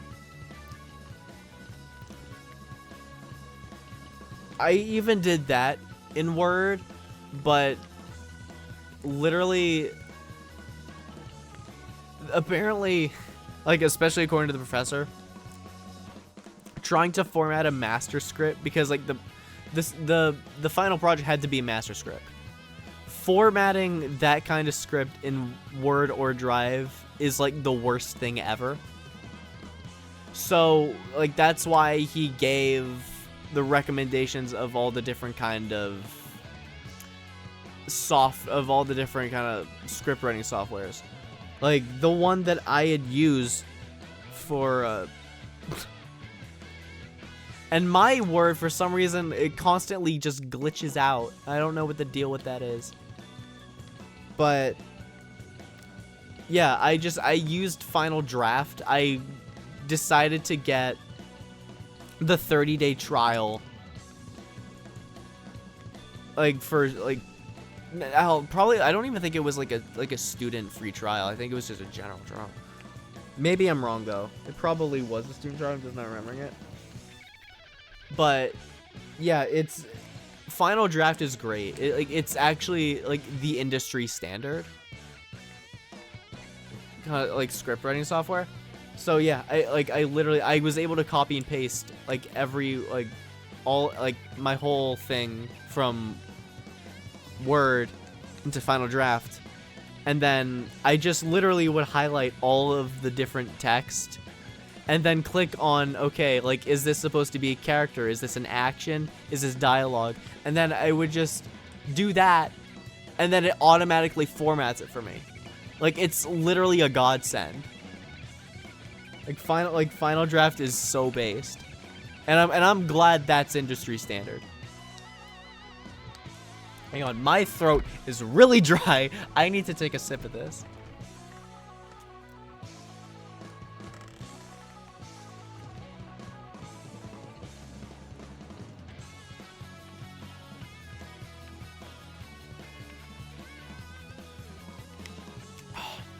Hell.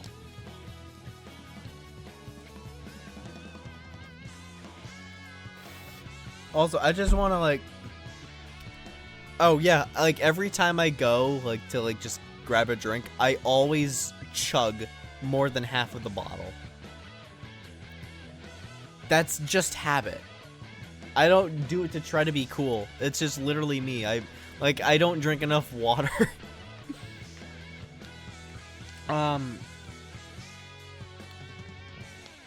But script writing, it's just, I had never seen myself as like someone who was really good at or interested in writing. But I just, again, with the same thing that I said that my doctor said about in how I write in Problem of Evil, apparently I write really well. I mean, at least it's like, I don't know. The only, like, really, like, just, first of all, at least it's not a gallon of milk. Second of all, like, really pace yourself out so, like, you're not, like, overhydrating yourself. Because, like, those people who say, like, you need to drink, like, 8 bottles a day are lying to you. Because you'll actually, like, probably do a lot more harm to your... But the point is, I'm drinking water every day, so I'm not slowly on the verge of dying, which I'm happy with.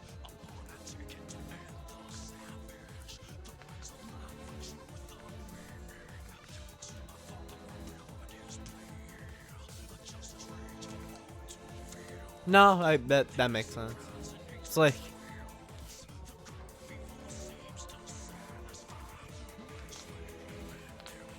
It's like it's like alcohol, but except water.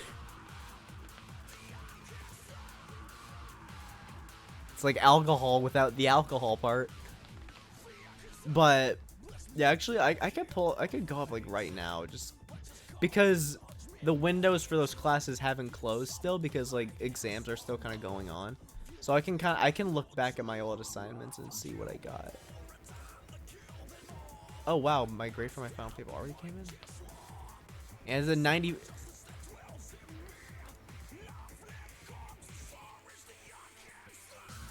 Oh wow, really?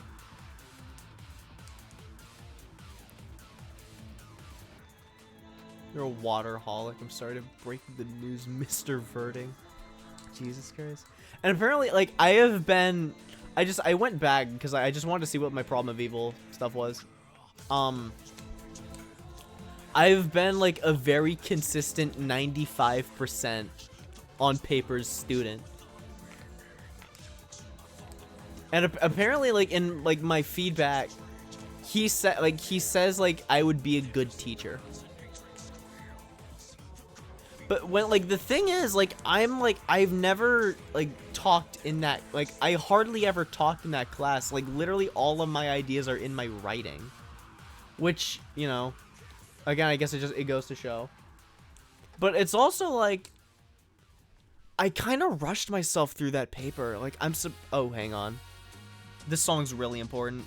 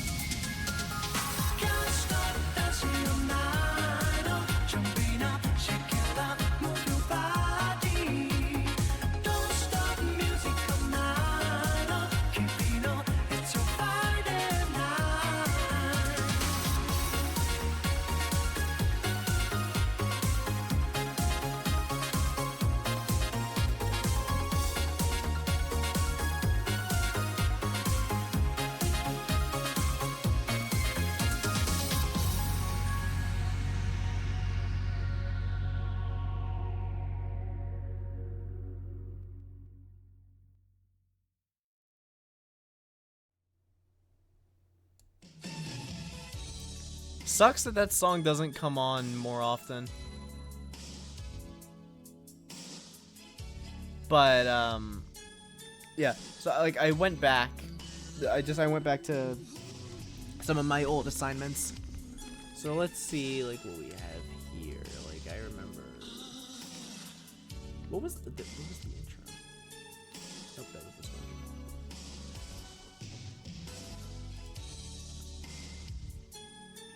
Oh, okay. So that one wasn't really about like script writing. Technically, my first actual like script writing assignment was an advertisement. So I basically like you can either do like an ad for some kind of product or like whatever you wanted, or you could do a PSA for some cause. So I ended up deciding to do the advertisement just because like I thought it would be so much easier. So I decided to make my ad about the Aurora light projector that I have in my room. So I made it like, hell no. The only way that ever happens is if like I become like desperate for money. Like if I have like no other options.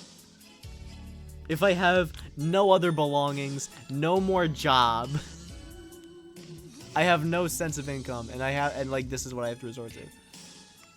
But I would be that dude who advertises it even though I don't play it.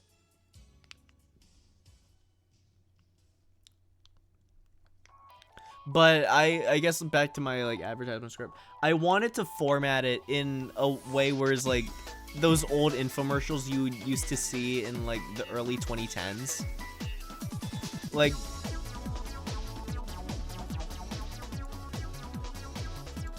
Like think about like the old like maybe like the old OxyClean commercials, maybe like the Pillow Pets or the Tummy Stuffers, or like any of the other stuff that they would advertise on Nick Jr.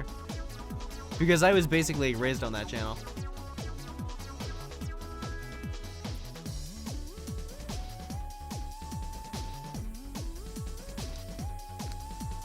So I think like that was just like the easiest approach for me, and we had to do three different scripts. I remember we had to do a 60-minute one, a 30-second one, and a 15-second. So filling a script up enough, like so where it actually fills an entire page, then one that's exactly half a page, and then one that's exactly quarter of a page. That's just kind of hard. So it's like you really have to just, you know, figure out where like what's good that can be cut out. Which I'm surprised I managed to find out those places where it worked best. And like even you know, cuz like I was still like figuring out how all the different formats worked. Hang on, is my music too loud? I can't tell. Like is my music too like am I overbearing the music?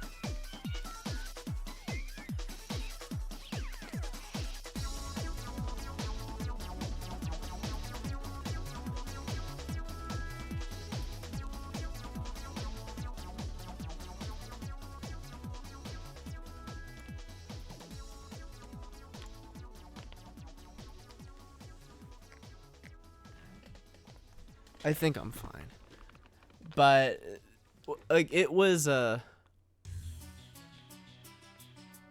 mean if I have to change it, I'll change it. No pun intended. But, you know, it turned out fine. Then later for my portfolio, I had to make another script that rather than like the 15-second one, I had to make a 2-minute one, which means I needed to write an entire extra page worth of stuff for advertisement. So I basically decided to go to like customer like interview, because like I genuinely I really didn't know how much more I could say past a page.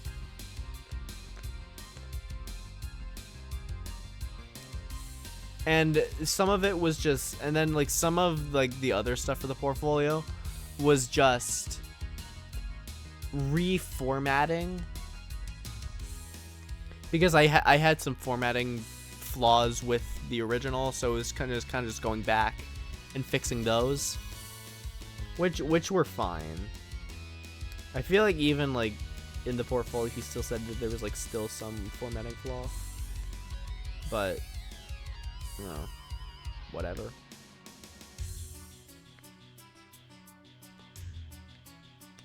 And then okay, what else was there? Remember there was a plot graph. What was the plot graph?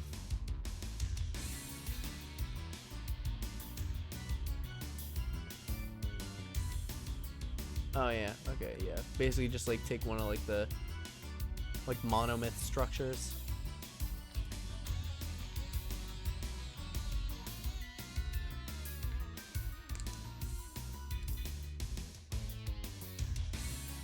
Oh,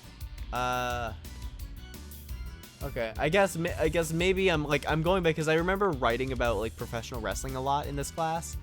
I'm just kind of like trying to go down like what actually like made it onto a script. There was like that one for the Zoom, which one I actually couldn't write about wrestling because it was supposed to be about like Zoom etiquette for like company meetings. There was the how-to script, which actually I wrote for about how to use the green screen map in SRB2 Kart. Oh, hell yeah. Stone Cold, the Soul Survivor. But I ended up writing my how-to stream about the like how to use the green screen map in Kart, which was hard to keep in 5 pages. It really like made it hard to like kind of just figure out like what can really go, what can stay. I remember there was like a bit of exposition for like the first page and a half. And then I basically kind of like I had to cut down the like the editing bit, or being like I'm throw it in my editing software. You can use whatever software you want. And then like I remember like one of my feedback was like, you're not gonna like demonstrate like how to use like the editing software. Like my argument for that is that like not every editing software is gonna like work the same. And like in this case, it's like you can do this with whatever editing software you choose. And I'm just using my specific one. I'm not gonna tell you, like as I'm doing like Pinnacle, then how to do it for like Windows Movie Maker. If you could even do that on Movie Maker.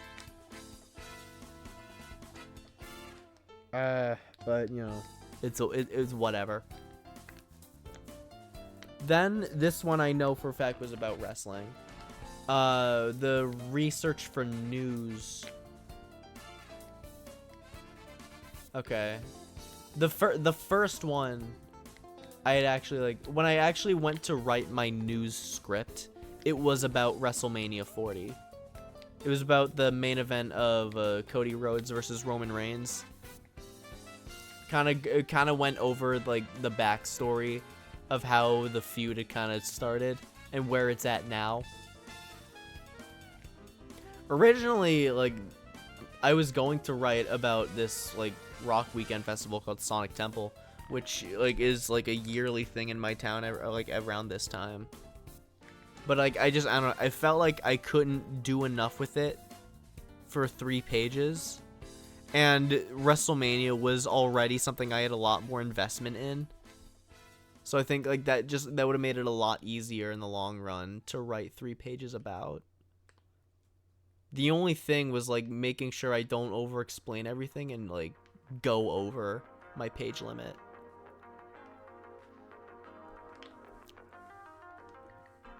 But that one turned out okay. What was next? Location character descriptions. Yep, that was wrestling. It was basically kind of like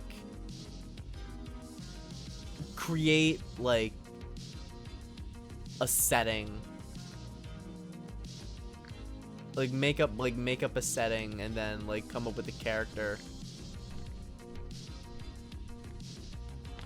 that like I don't know, I guess kind of has like some connection with it. At least that's what I did because it was about wrestling. I could be wrong though. Then audio and visual writing. This one was about a wrestling match. Apparently, like I don't know. I guess like I wanted. Tell us how many kicks. Huh, okay, yeah, that's fair.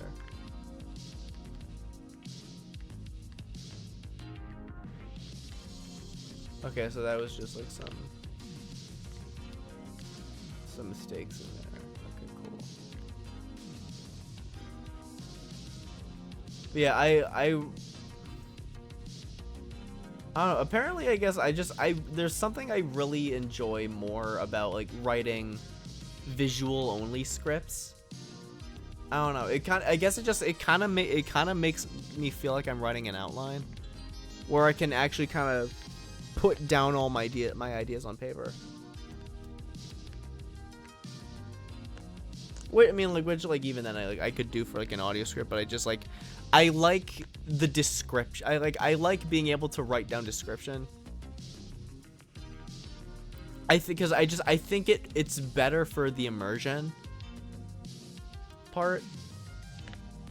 Which, for, like, the wrestling stuff that I wrote was very important.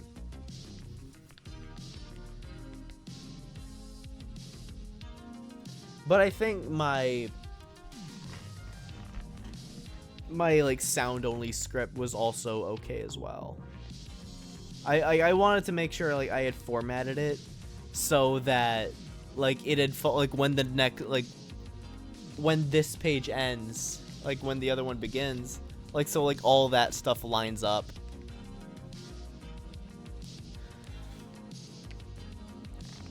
Let's see here.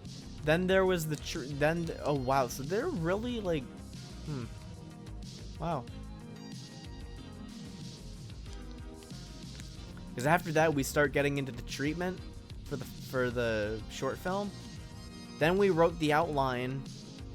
Then we actually wrote the script. Yeah, man. And when I actually went back to reformat my script correctly, I found out that I had ended up writing like 18 pages. So cutting 3 of them was actually really difficult. I had to like cut out some of the action and kind of like summarize some stuff more and like more like lump some sentences together, which kind of sucked, you know, because like I wanted it to be a bit more readable, but it's also like I want to fit in everything, and I feel like I kind of made the wrong choice in that sense. But you know, you still have everything like that you want to get across, I guess.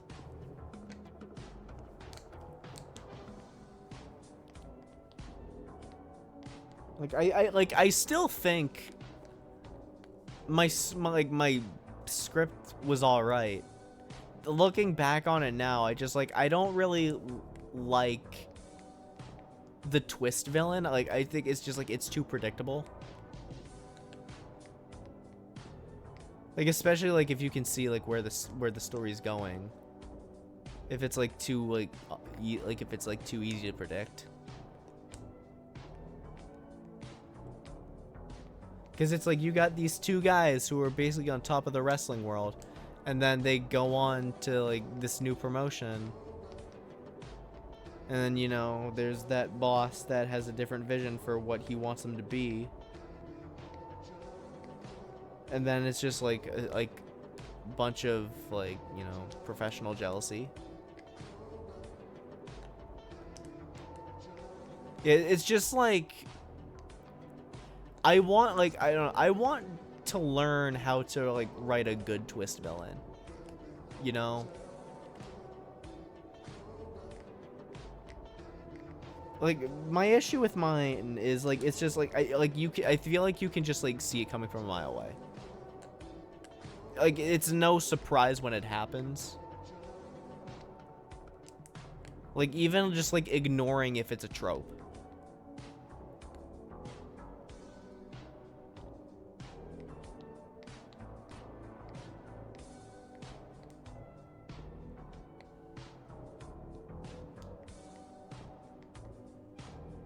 But you know, whatever. I still think like apparently like one of the people like when they read my outline, like they really loved it.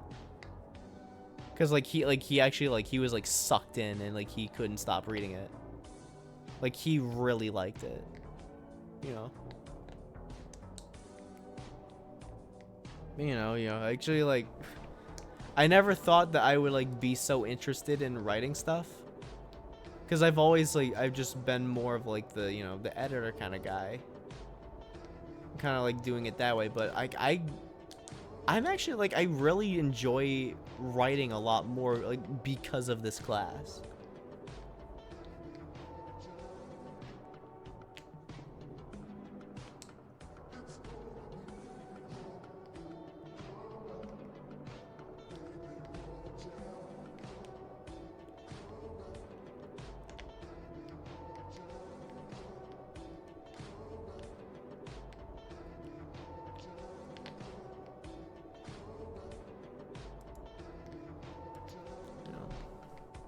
And I guess just like I was looking at someone else's stream, but I don't know. I guess just that class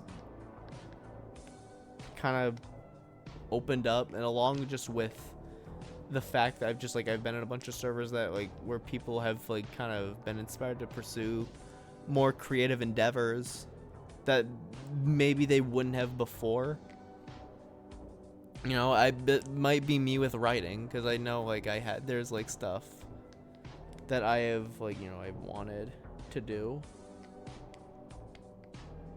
You know, like at least video wise, but like other stuff that maybe like in the future this like actually might be like a good like script idea, or like just like a good idea for a story, and then just write it down.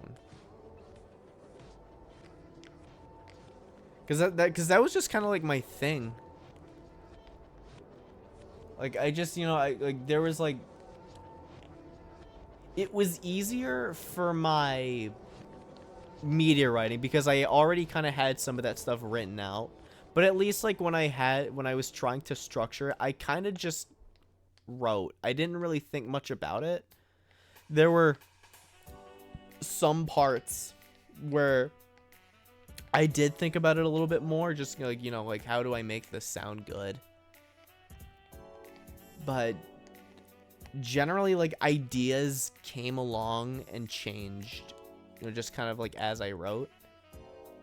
That was like a big thing for me with like my problem of evil, especially just like, you know, with the first what is evil, and then along with my journals, I didn't really think about what I wanted to write. I just wrote. And then more stuff started developing as I did.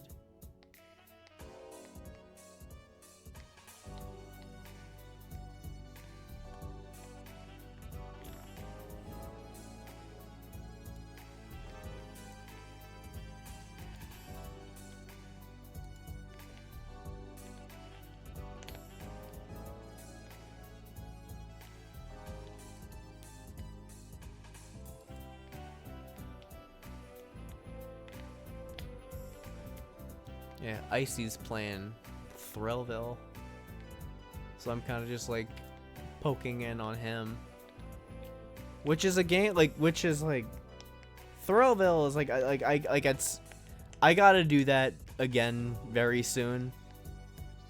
I've been trying to upload that VOD, but it keeps getting blocked worldwide because of the copywritten music in it.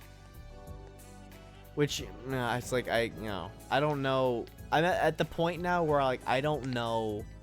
I don't think I'm ever going to be able to upload it. Unless, wow. Right? Like, people aren't already stalking me. They deserve it. But I've been trying to get that Thrillville VOD up on the channel. But, like, it's just not working. It keeps coming back with, like, all the, like, claimed music. And I can't mute them because YouTube views that video as being a music playlist.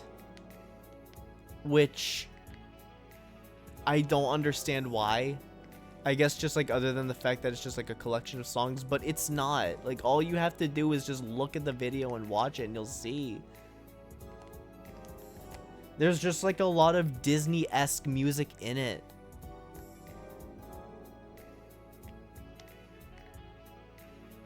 And it sucks, too, because, that was a really great stream. And it's like my longest stream that I've done. Like, it's like literally went over 5 hours. And probably could have gone longer, depending on if we actually did start at 1 o'clock. But I was gone for like 2 hours because my dad took me and my brother bowling, and then we went to Red Robin, and we had a great day. But you know,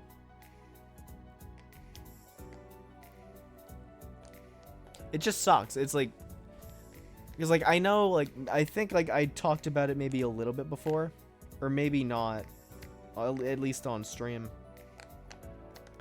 But one of like the big projects that I've kind of just like had on the side that I had started working on a few months ago was a like little like highlights montage from all of my, like, or at least most of my streams from the past year, as a way of celebrating my 1-year anniversary of streaming.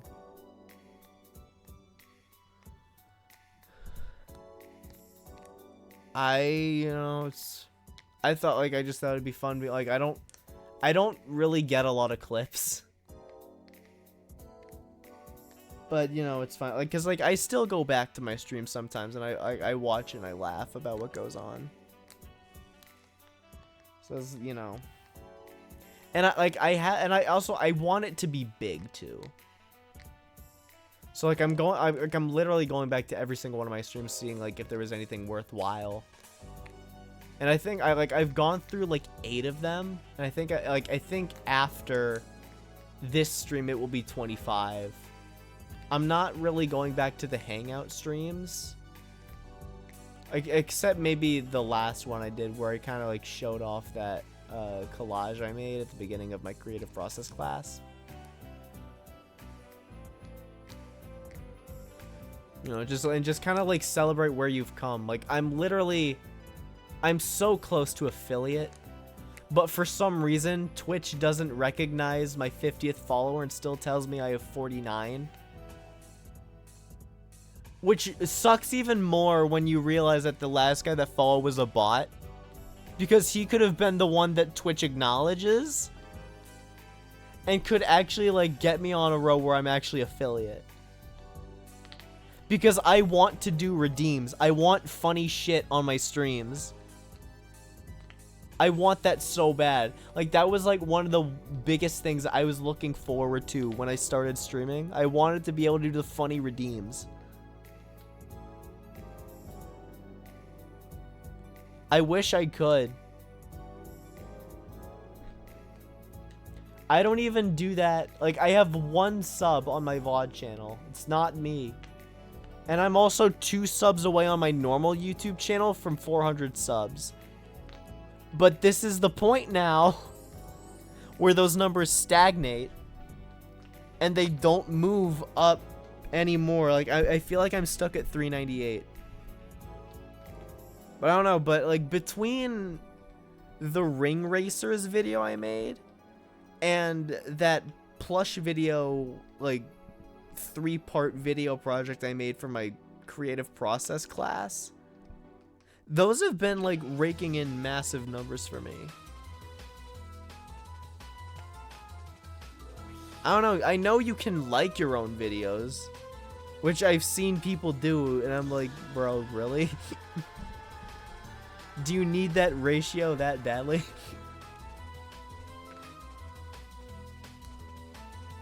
But, you know.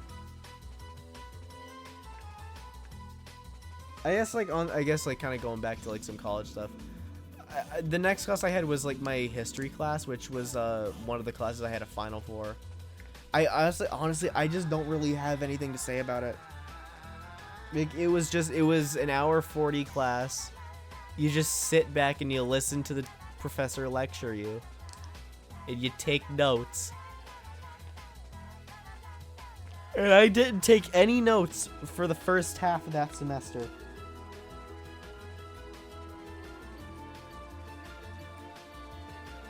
And then I started taking notes after the midterm, and I feel like whether or not I had the notes had no effect.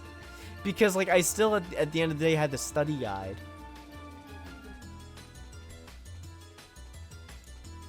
Okay, what is this?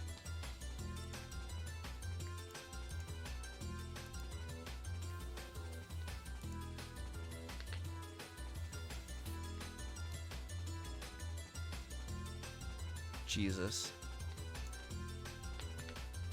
Why does Tails have to be wearing those glasses, though?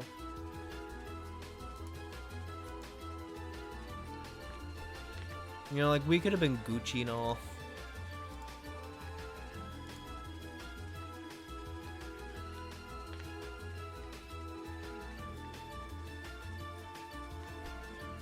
You know, I guess, like, I kind of, like, looking back on Discord, I just reminded myself, like, I basically made a choice between either stream right now or just, like, join in with, like, some friends in his server, because they're actually doing an Among Us stream, which I'm already, like, planning on doing at the end of the week, because me and a group of other people, like, are gonna do an Among Us stream actually on Mother's Day.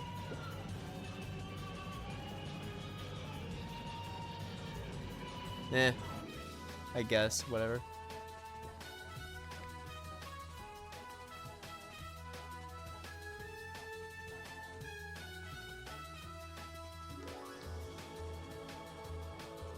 Which is, it's so, in a way, it still feels so weird that, I don't know, like, that, I don't know.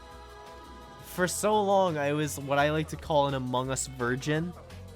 But then I actually played the game with some friends, and I actually, like, the game is good. It was just, the people at the time about it were insufferable.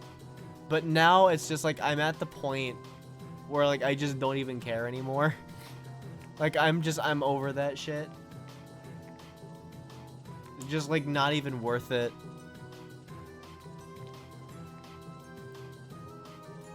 But, you know.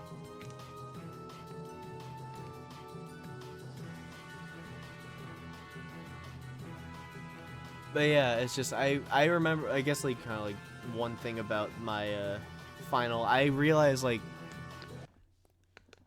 writing, like, having to write, like, 2 short essays, well, like, oh, God. I hadn't, like, actually written that much by hand in so long. Like, my body is, like, so fucked up because I stopped doing the stuff that I was so used to doing. Like, back when I was still in public school. Like, and it's just, like, been too long. Like, literally everything has been digital. As far as, like, the notes and stuff. And, like, even, like, the other classes, like, I hardly ever wrote anything. Like, literally, like, there are days where, like, I don't even need a pencil. It's just... like, it probably could have been helpful for my Problem of Evil class, especially, like, for some of my journals and final paper. But I still passed with that with a 95. So, you know. Clearly, I did okay.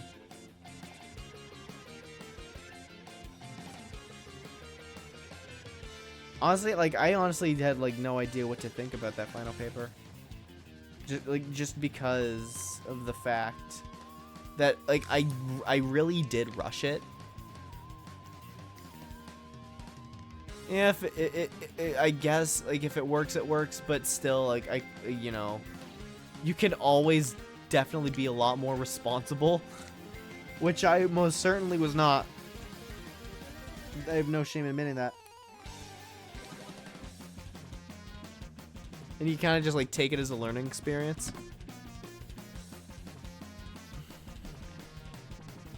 But I just, like, I just wrote for those essay questions in history. It was like, you have 3 of the 6 essay questions that are on the study guide, and you have to pick 2 of them to write about. And they have to be, like, 5-7 paragraphs. First one I didn't even do. I just did, like, 3 paragraphs. So what I basically did is that I think the second one was either 5 or 6. So I literally just wrote like 5 or 6 3-sentence paragraphs. Because like the standard paragraph is between 3 to 5 sentences. So I'm just so I don't have to kill my arm about like writing more than I really have to. I just like space those out reasonably.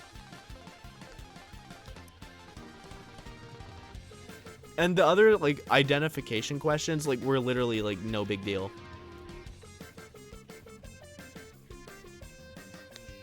I actually knew like what to write for all of them, which like never happens.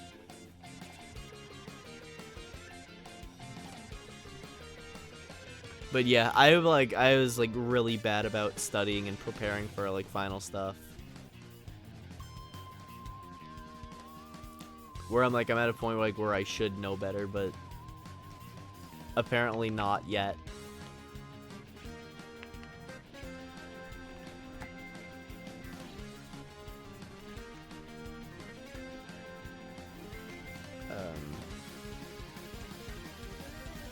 And then there was the quantitative reasoning class, which was the only math class that I had to take, which I'm very happy about. That I don't have to do, I don't have to do more math than I really want. I very surprised that that was the first math class in a very long time where I did not want to shoot myself in the head. It was actually like very simple and easy to understand. It made me feel like it was like a freshman math class. Not like college freshman, high school freshman. Like people look at college and they get like very overwhelmed with kind of some of the work that you might have to do, which is understandable, but like once you get into it, it's like literally like, at least in my case, because obviously I'm not like a fucking like Yale or Harvard or wherever the hell. I'm a small campus college in some like small town in Ohio. I was able to make it through okay. Like at any point, like if I had to worry about how it was gonna go, it would have been thrown out as soon as I recognized that, like, you know, like there's nothing really to be worried about.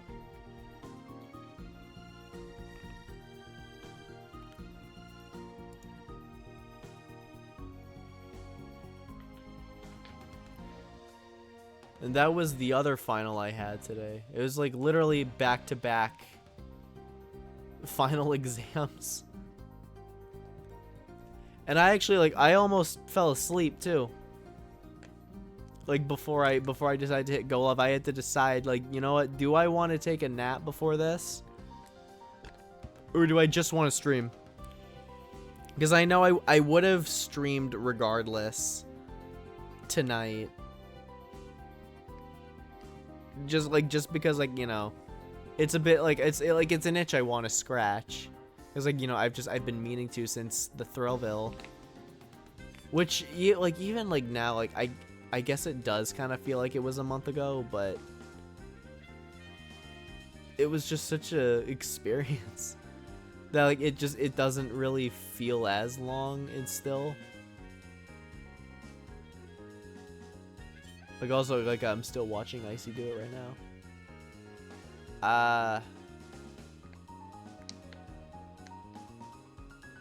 So yeah, those were my classes. And next year it's gonna be a bit more productive for me personally in the case that like I'm knocking out what I need to. Cause this semester was more like electives, where like I had one class that was related to my major and one other one that was something that I actually needed to take to graduate.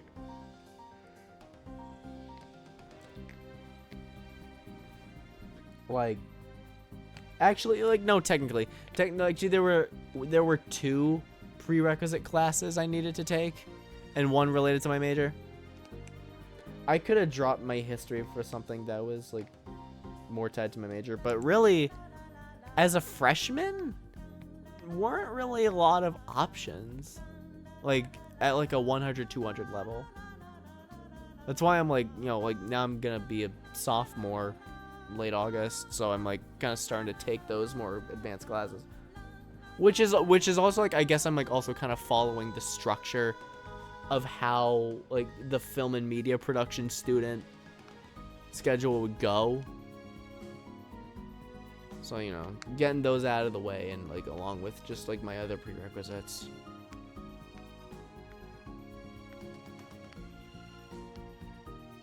Like, and you know, like even if I at some point if I have to take like 6 classes instead of 5, whatever. If I end up like, if I ever decide to like take a summer class, like they're online, I don't have to waste gas going down to campus in the middle of the summer. Like, I'll be fine. You know, it's like it's only benefiting me. God, I've been going for over 2.5 hours, and I've spent literally like the entire time like not only like just like talking to you guys, I've literally been spending the entire 2.5 hours like literally just playing with this like squish.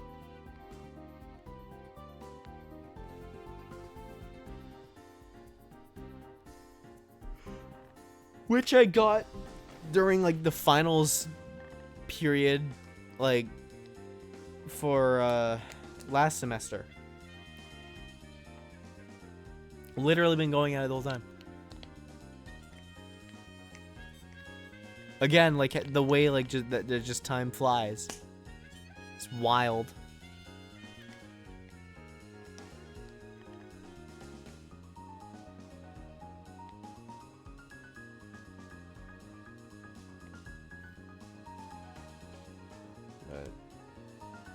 I don't know. So next year, I already have my schedule laid out. I have the same structure.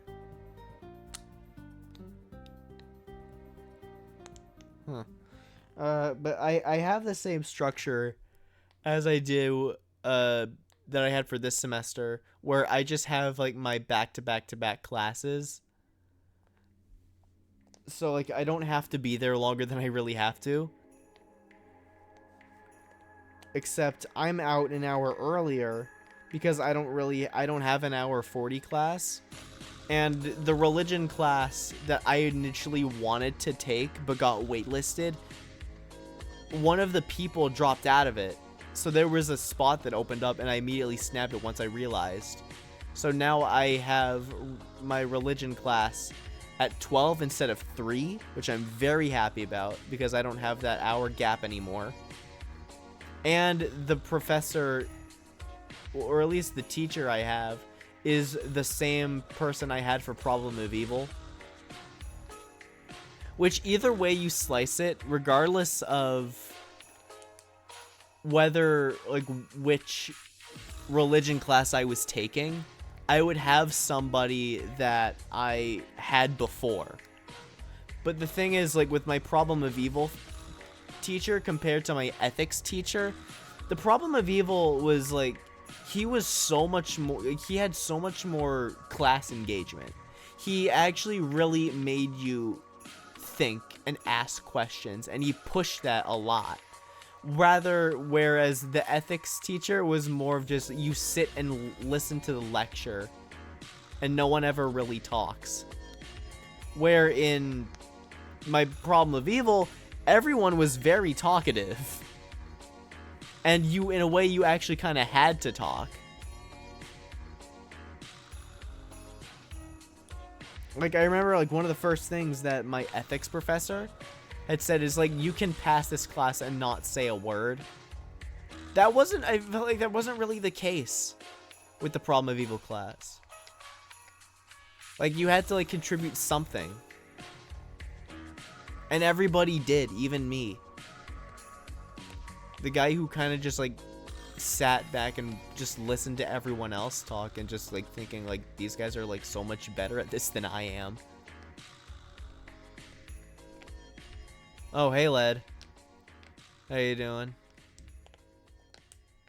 I mean, I guess like the thing that I remember the most about my ethics teacher is that every time like he would like pause after a sentence and look at us, he always looked like he was stoned. Actually no, like I guess like the better term for it is like deer caught in the headlights. And like sometimes I would actually like laugh to myself every time he did it.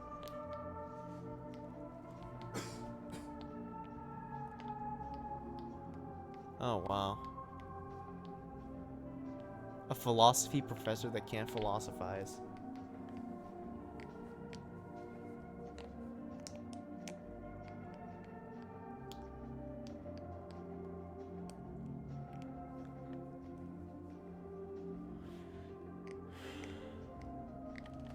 But, you know. But I also... So, like, that religion class next semester is full again. It's 3 hours earlier, and I am also going to be, before that, I'm going to be taking a screenwriting class with the same professor I had my media criticism, who I love. Like, she's, like, actually, like, really smart, really creative, and she really pushes you hard past what you think your limits are as to like thinking about the different media you see.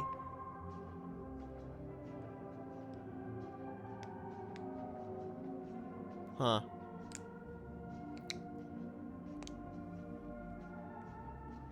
Motivate you to get the fuck out of his class.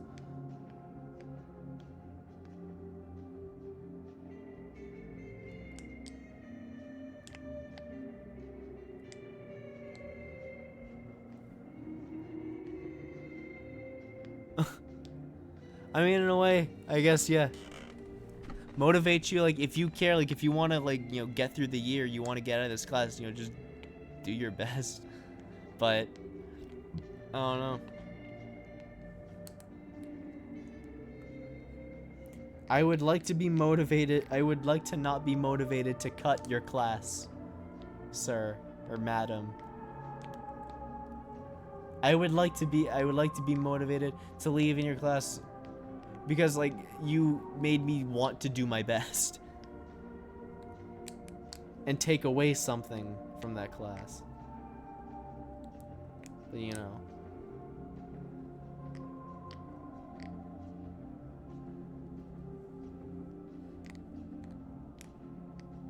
Fortunately,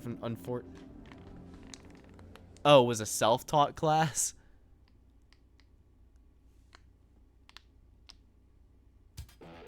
Oh, wow. Jesus Christ.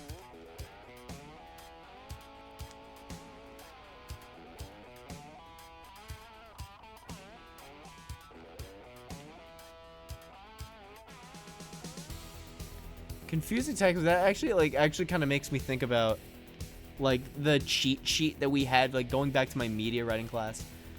Like we had a cheat sheet for all of the different script formats, and like here are like all of like the indentations, like here's like how like the dimensions of how the paper and just where the text should be, like, but it was structured in a way where everything was jumbled together, and I found myself backtracking and reading the same, going back up a line every paragraph, like because I felt like I was missing something every single time. And it was such sensory overload looking at it. Like, I felt like I learned nothing looking at it. And already, like, because already, like, I'm a visual learner, I learn best by watching somebody else do it.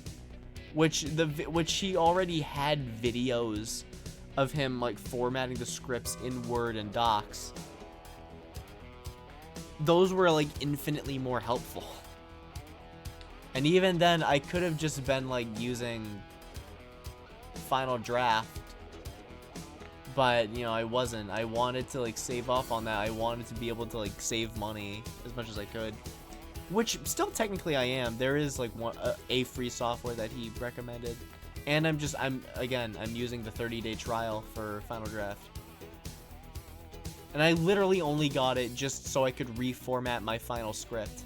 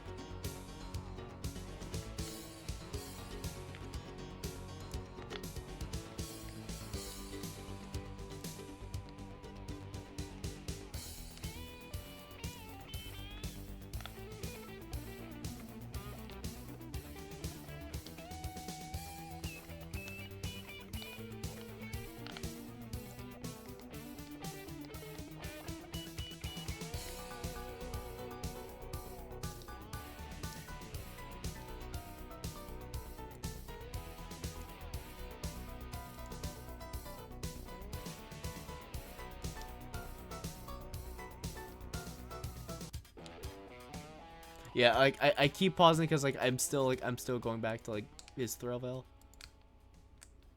Huh.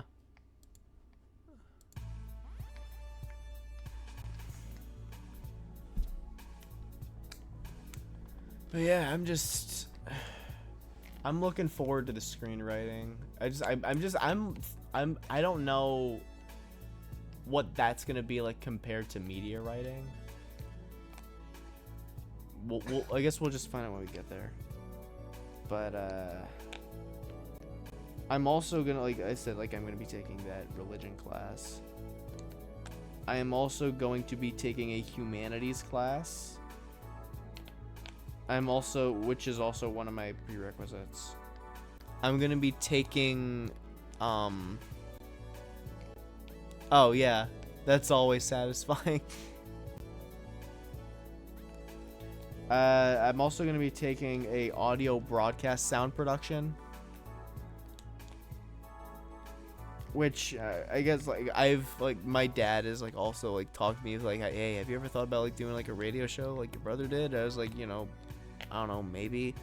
But it's also like, in a way, even if I don't decide I want to do that, it's still getting the thing that I'm not really wanting to do with my life out of the way first and saving that for later, because that's kind of like my strategy with how I'm scheduling myself. That's really funny.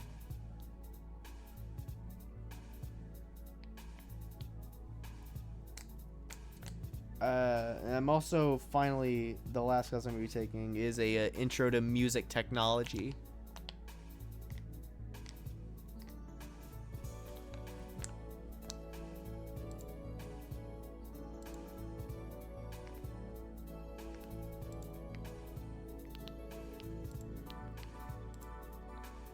Okay, like when you say like read the uncensored, are you just gonna like type it out, or like are you like actually gonna like, or are we calling and you like actually say verbatim? Because I was about to like DM you and say bet, but I would rather do, okay, copy and paste. Okay, cool. Okay, well then bet. I'll type that and then I can look at it after stream. Also, you were playing Mario Maker a few days ago. Jesus. I had like maybe some months ago, I had picked that game back up just to like kind of see like, you know, how my level's doing, and it's also you know, I was kind of like uploading some other ones that I kind of been sitting, kind of like just updating. And you know, and then apparently like the next day like some like news about it comes out. God, I remember, God fucking, I remember Mario Maker. That shit was fun. I make god awful levels. I have no shame admitting that. I actively like bully the player because I'm an asshole. but you know, that game was.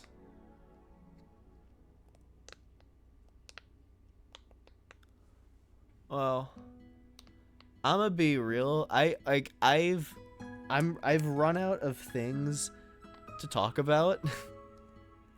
But like I said, I still feel like going a little longer.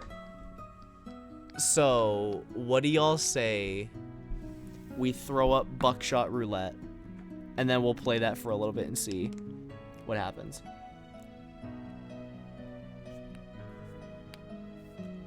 I will, but before we do that, I'm gonna change the category. And I have to BRB real quick.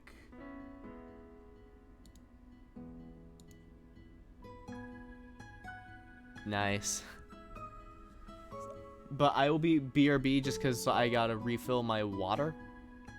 And I gotta use the bathroom and stuff like that. So yeah, I will be back real quick so we can do this stuff because this game is actually really fun.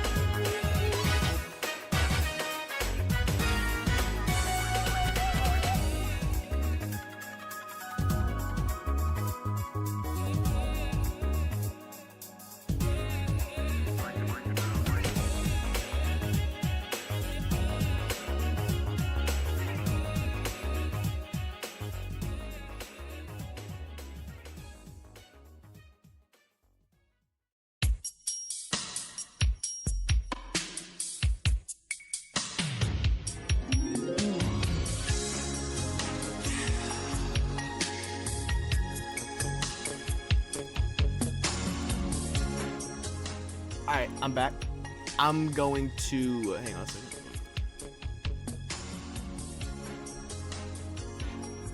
Alright, I am gonna throw up the game now. I'm just gonna get my Steam. Yeah, I just, fam needed to talk to me about something really quick.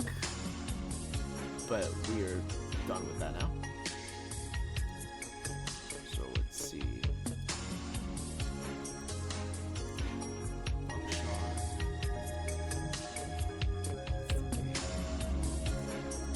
Game capture. Buckshot.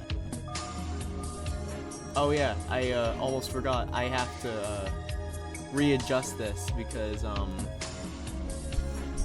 I started working on a project that actually like required me to have a full screen for it to actually work. So, but we're good now. Okay, well that didn't work. Okay, so we're good. Y'all can hear the game Gucci.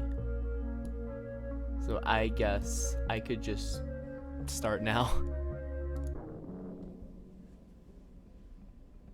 Yeah, Led, I don't know if you've heard of this game, but like this game is actually like really fun. Like it's simple roulette, but you know.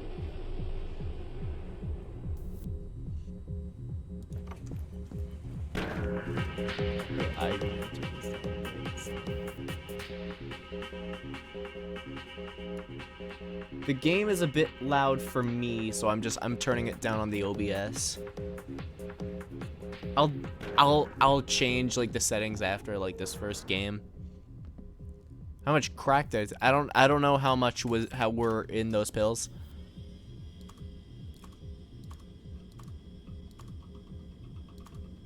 I wish I could tell you.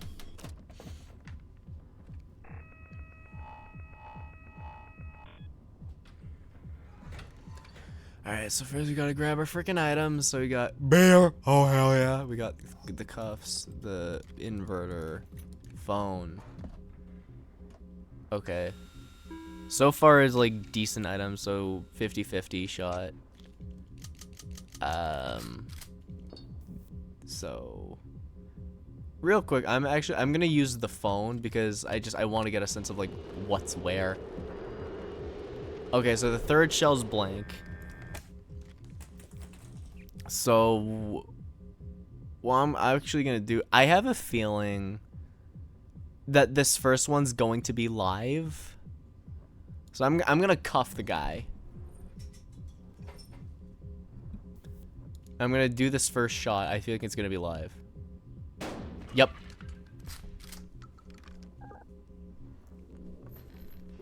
And then what I'm gonna do, I'm gonna drink the beer because that's going to remove this shell. Okay, so that we wasted it alive. So now I'm gonna shoot myself because we know this one's blank. Now the thing is, there's one live left. This one could be live, but I could invert it where it's blank and then I could just be good for the rest of the round. But I want to eliminate my chances of getting hit. So the thing is, do we gamble and potentially shoot myself? Or do we like invert it? Like, I don't know. Like, I kind of like, because like the first two in a row were the lives. So, I don't know. I don't think like it would be that so soon. You know, I'm just gonna invert it just to play safe.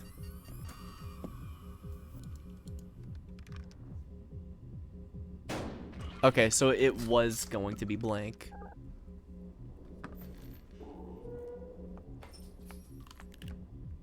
So this one could be live. Okay, well, so now we know this last one's live.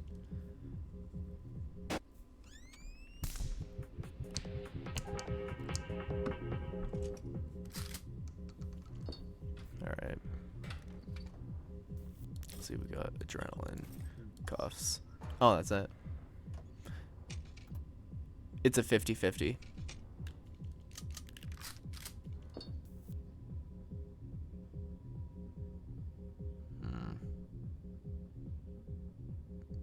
I'm like really struggling here. I'm like, because it's like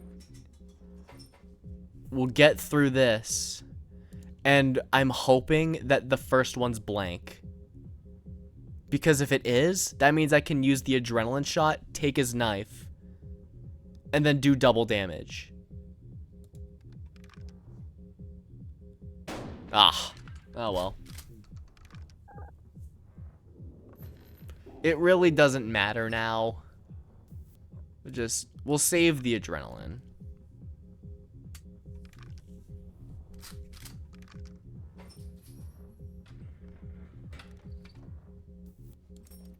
Phone. Beer. I guess it's just like another thing I'm not really good with. It's like I kind of use up all my items just because, you know, I don't want him to really, because he has adrenaline too, so he can steal my stuff. Okay, so we just won the game.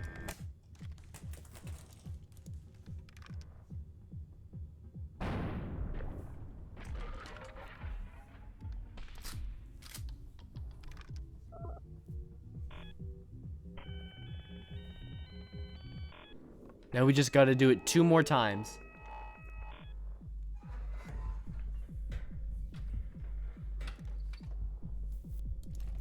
Inverter, cigarettes, beer, phone.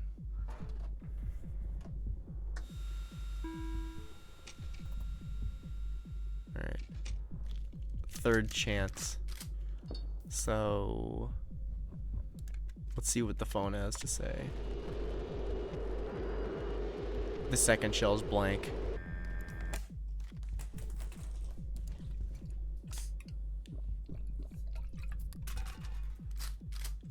Alright, cool.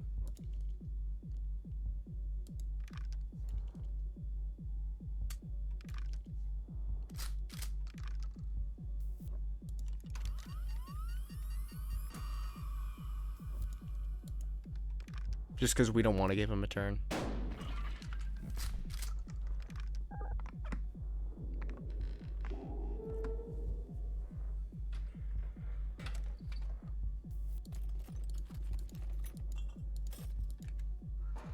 Okay. Alright, it's a 50-50.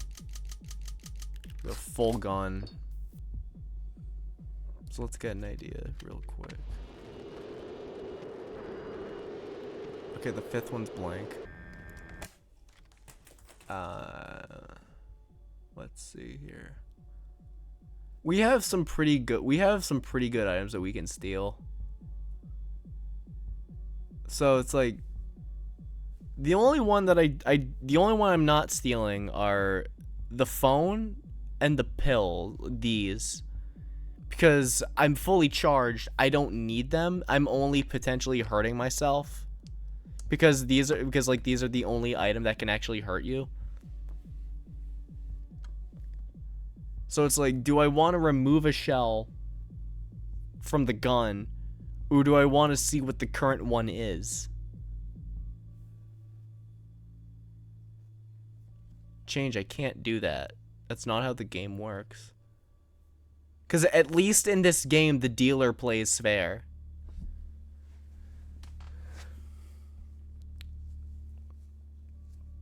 So I'm like, you know.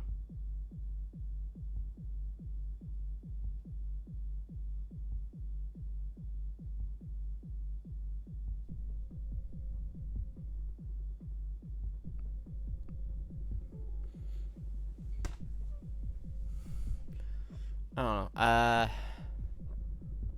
I'm just gonna use the adrenaline shot.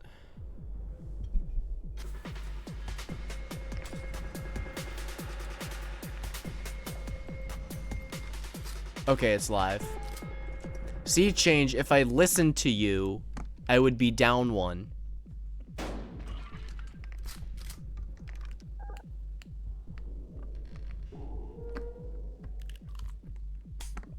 Yeah, drink your beers.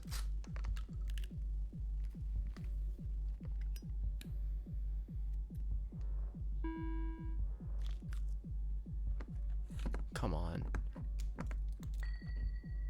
Oh, god damn it. I always feel like his chance of like the pills helping are always more geared towards him, even though it's supposed to be a 50-50. Nice job. You're a fool. Okay. So there's been, you know what? I'm gonna gamble. I'm feeling lucky.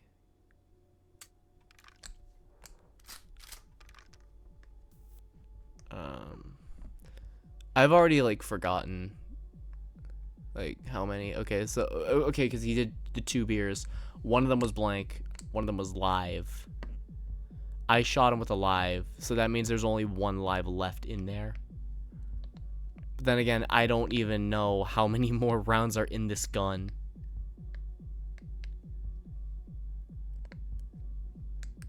So like he shot 1.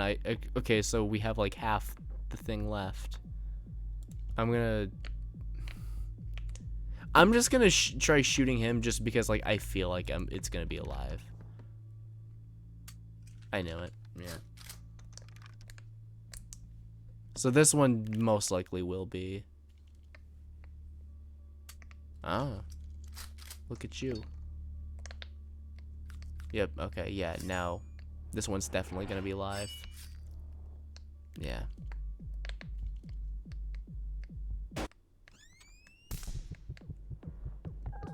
But that's okay. Because we got 2 things.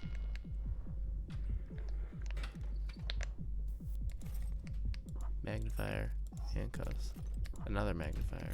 Bear. Okay.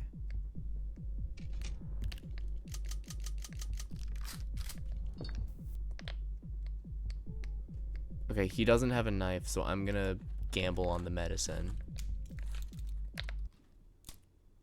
Hell yeah. See, this is why you don't do drugs, chat. But it's fine, because we have a cigarette.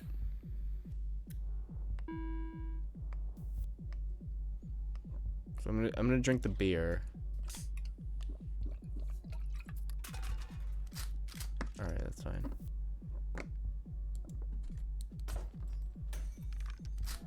Another life.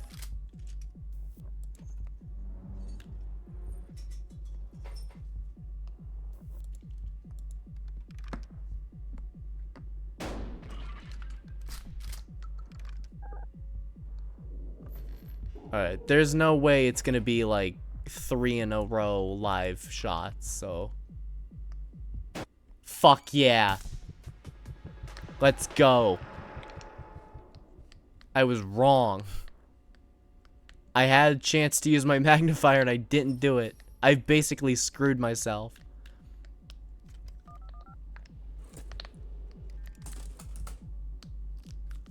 Thanks.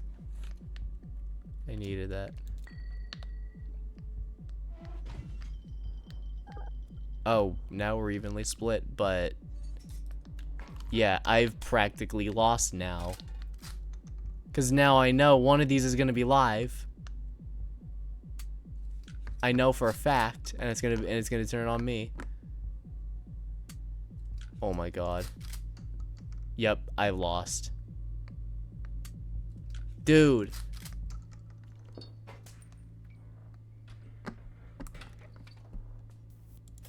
Hanging on thread, man. Jesus.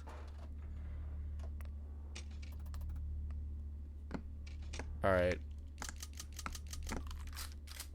3 live, 4 blank. I just need one of these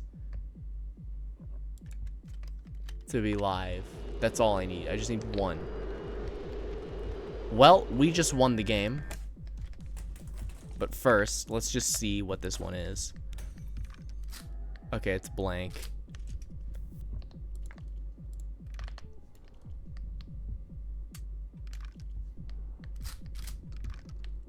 But you know what? Let's do it just because we don't have anything to lose. Because we're gonna lose these items anyway. Or maybe not. I forget how the game works sometimes. And he's done.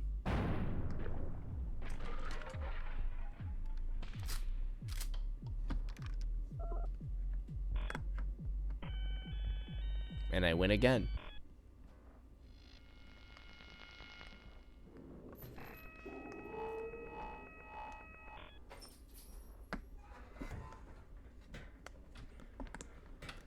Alright, so we do lose the, I'm sorry, medicine, cuffs.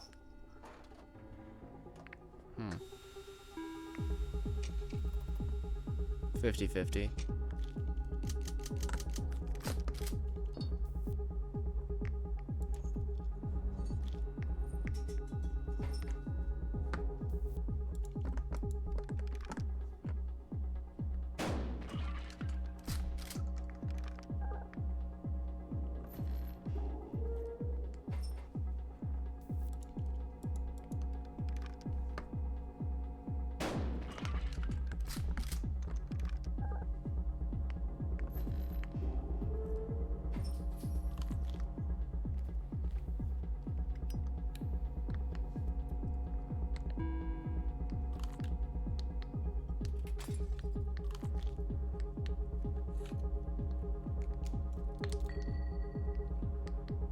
See, of course they help. They help, like, when he takes them.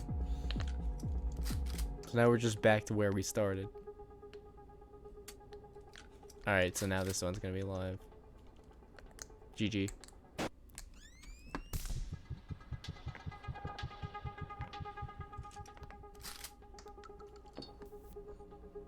Oh, wait. This is the last one, so... it doesn't matter which way I shoot it. Phone. Cuffs. Cigarettes. Decent selection. Okay. 3 out of 4 chance.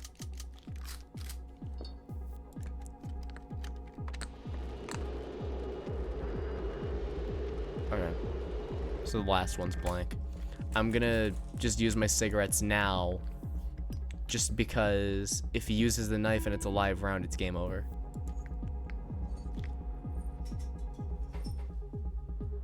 And we'll just go through the gun.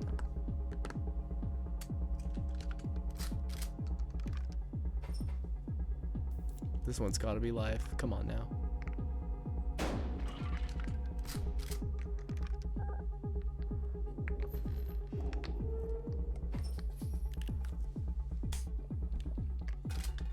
Okay, this one's definitely gonna be live. So using the cigarettes was the best option. Alright.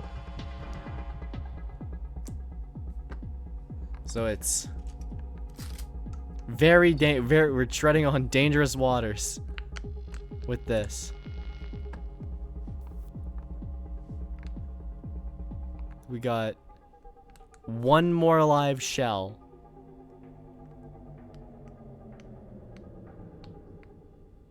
What's it gonna be? Do we risk it?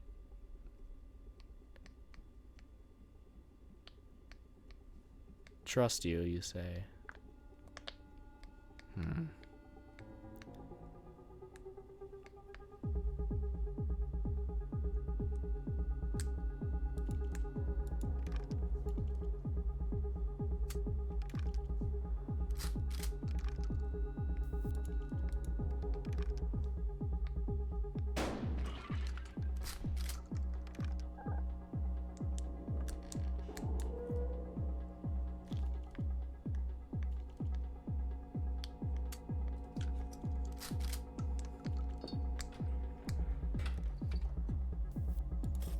That was like way too close. Oh, so 50-50. So we've basically won right here. It doesn't matter. Because I can just invert this. And he has one left. But you know what? We're gonna use all of our items. Just as one last personal fuck you.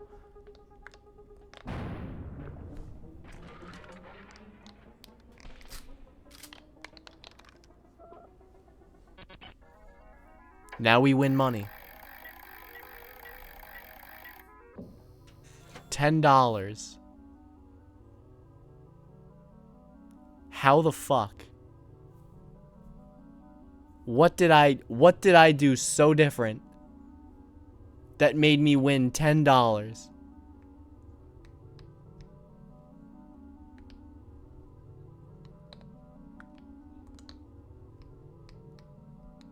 You know what? $10 is $10.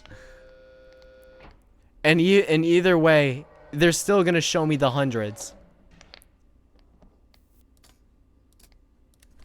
See? It doesn't matter.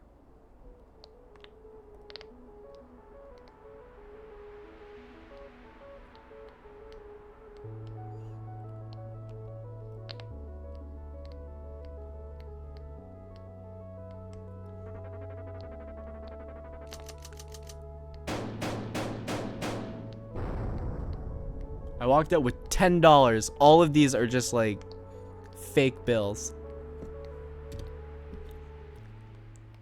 The real money is just buried in there somewhere.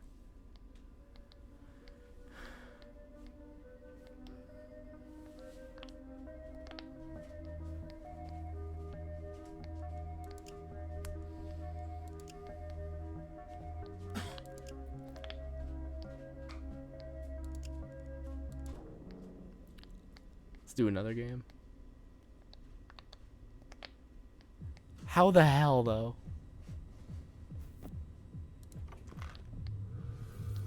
I literally made like one of the most do or die decisions I've made in a long time, and that's what I get out of it. That is beyond disappointing.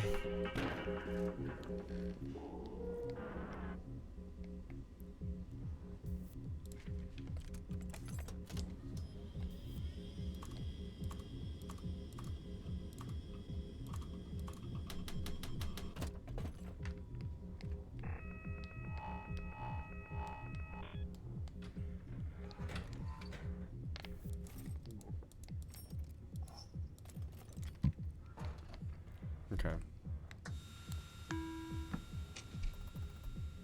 Alright, it's a 50-50. Starting out with the full rounds immediately.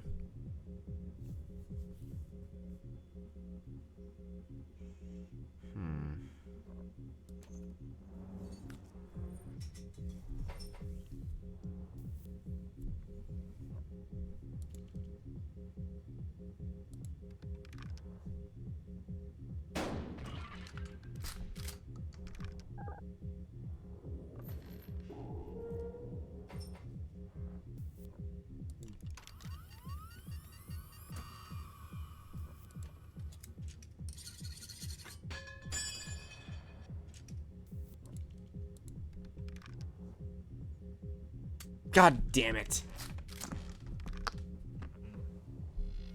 Wasted the knife.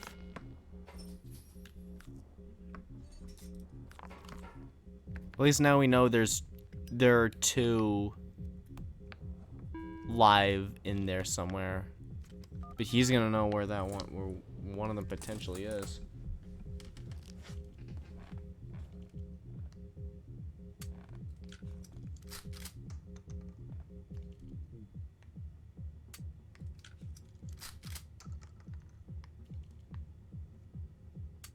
How?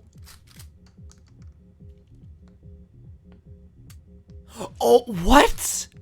No.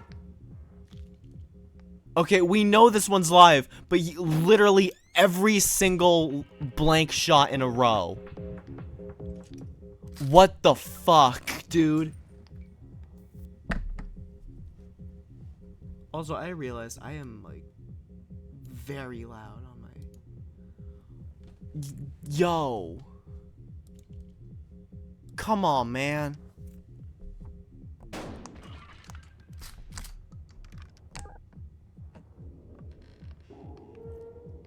That's wild to me. Alright, let's see what's in here. Cigarettes. Adrenaline. Fucking knife, beer. More beer. 2 beers. What? Alright, it's a 50-50. Alright.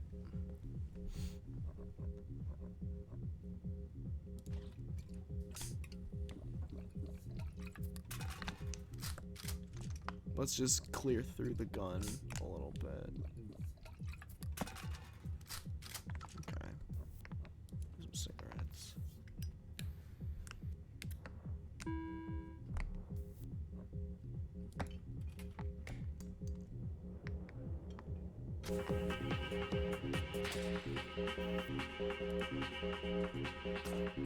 This will probably be live. Yep, okay. So we can safely use the knife.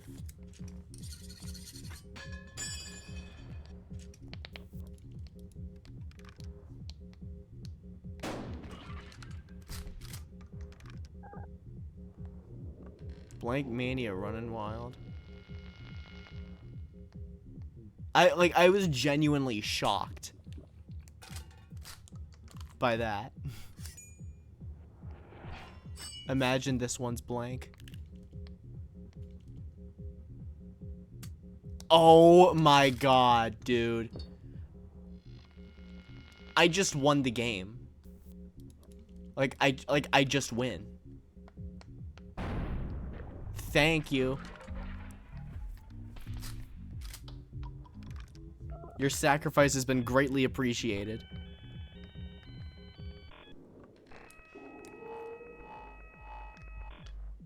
Should have used that phone.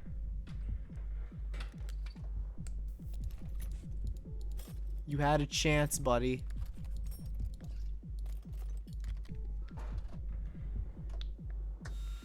Why would you do that to yourself? Okay, it's another 50-50.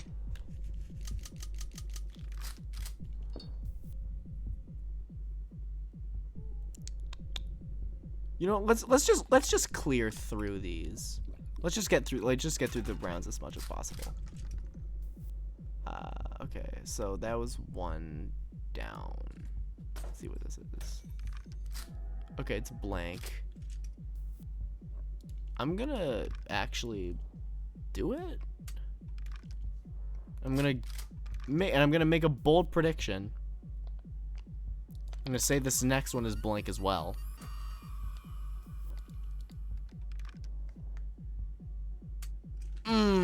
Okay.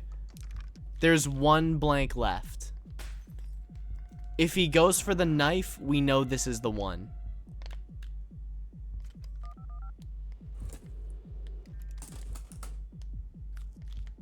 Okay, so it was blank.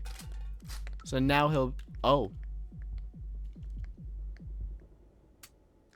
Okay, now he's gonna go for the saw. Because this is the last one, the knife. No, the last one, the gun. What am I talking about? Yep. Alright. I need cigarettes. I need a box of cigarettes if I want... Oh, wait, I already have one. And, like, I know I do have the pills, but those are, like... They're too much of a risk for where I'm at right now to really go for them. If I had a little more health, that I would be willing to potentially sacrifice.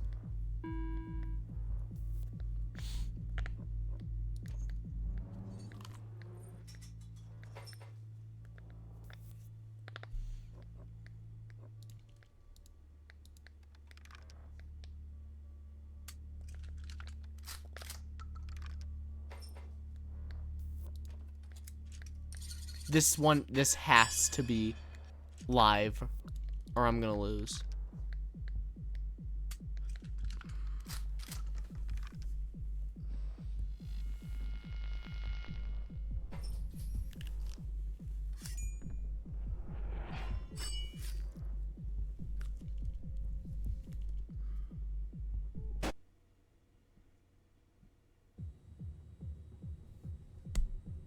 Literally put my hands over my face. that sucks. All right, let's do best 2 out of 3, buddy. I'm not doing that crap again.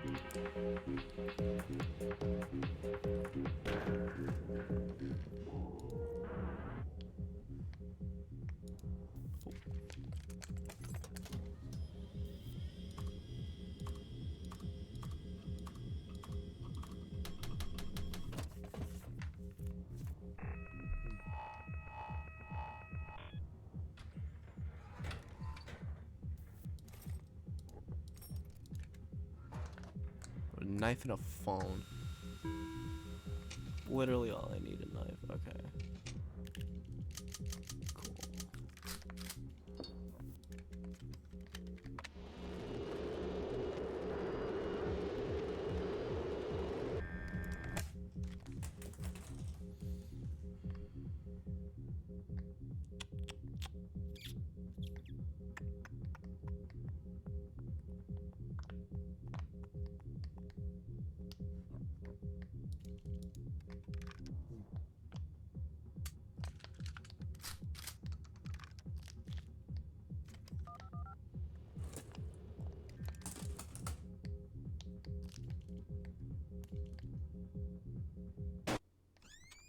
Okay, that's fine.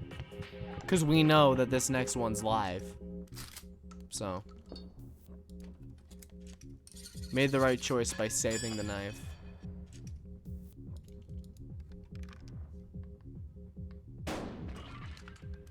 So. But he's gonna use his cigarettes.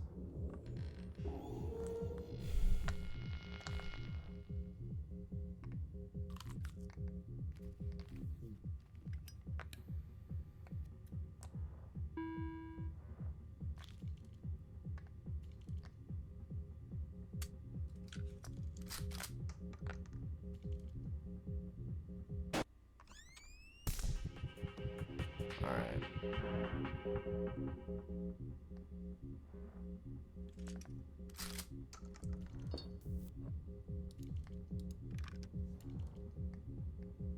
Let's fucking go, baby! I killed myself on stream! That's the highlight of the night. Let's fucking go. And just to spite myself, I'm gonna abuse more drugs. This disgusting bathroom.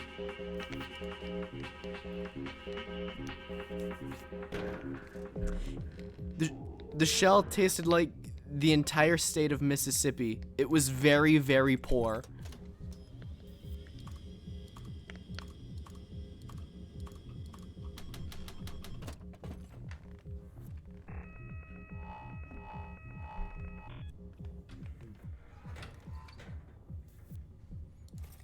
Beer. Bone. Adrenaline. Inverter. Magnifier.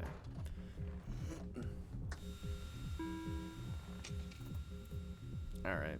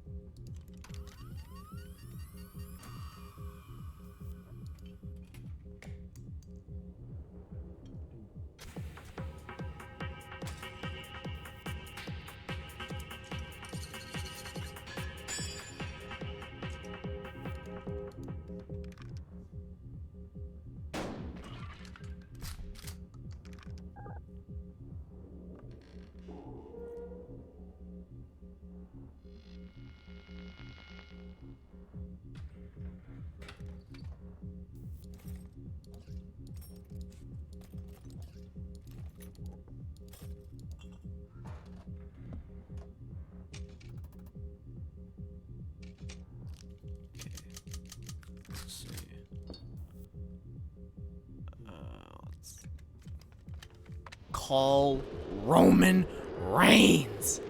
Grade 6 shell. It's live, so let's just clear through the gun a little bit. just get rid of the gobbledygook.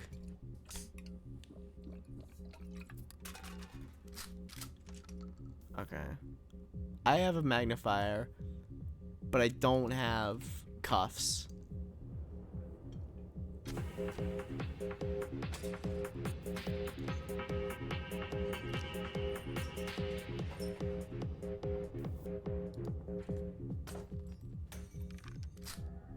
GG.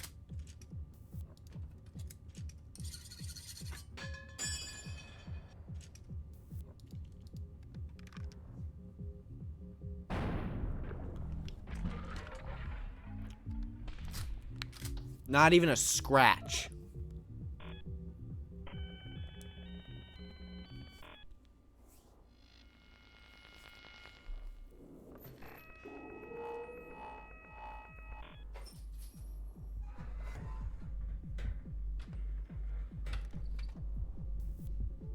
Exactly. Okay. Decent selection.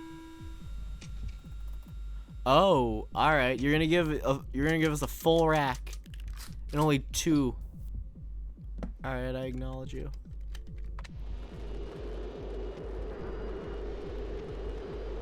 Where at this point, the fact that I have pills isn't even worth it. Because I can't even use it to heal me fully. Well, like, I'm still healing, but it's supposed to heal 2, but I can only heal 1. And even then, it still has a 50-50 chance that it's gonna hurt me.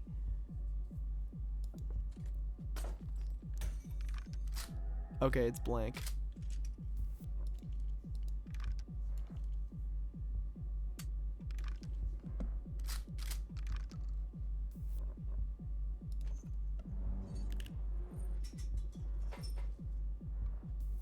I'm banking on this.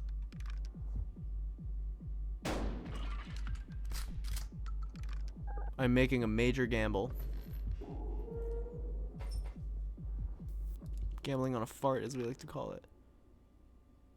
Damn it. Constipated. Alright, yeah, he's gonna cuff me. Yeah. Okay, yeah, so one of these is definitely gonna be live. Yes. But I'm gambling on more things than just my well-being.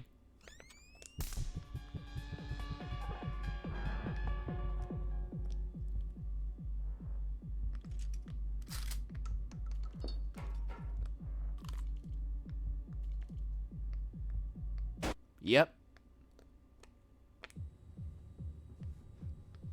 Amazing 1-3 record, guys.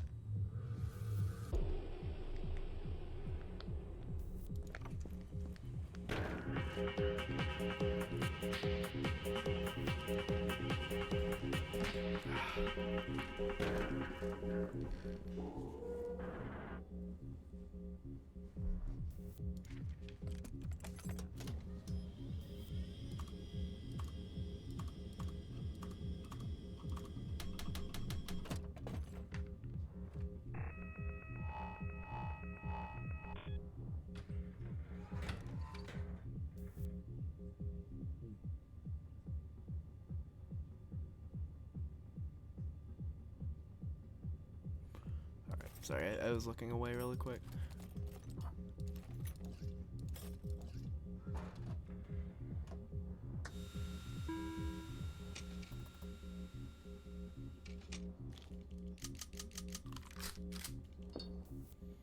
Okay. I'm gonna be real. I walked away. I looked away again. I did not see how many shells are in that. Are you able to tell me? I'm sorry. I have to do it at least once. Okay? It's like almost obligation. First off, let's see, like, try to get some kind of idea. I'm gonna steal his phone. Like he's a fucking child. God damn it, change. Okay, well, we have something we can go off of.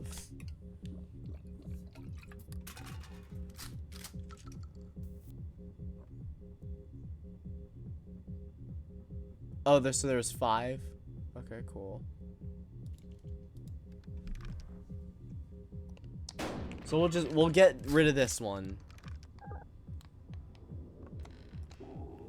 He's probably gonna use an adrenaline shot. Dude, you don't even really need the pill. See, look at you, you goofy fuck. Never listened back in elementary school.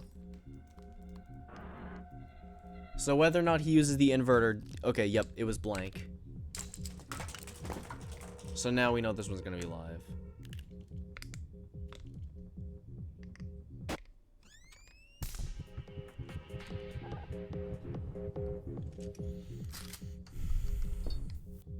Okay, well.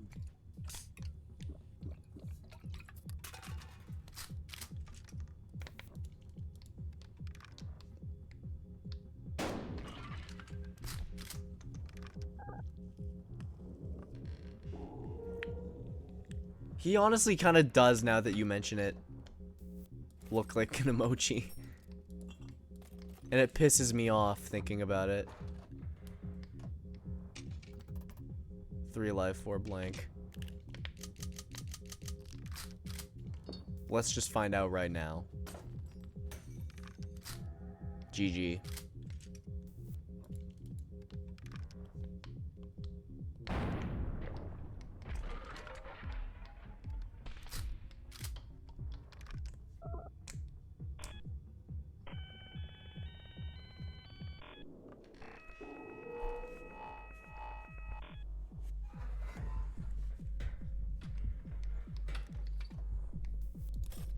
Bear.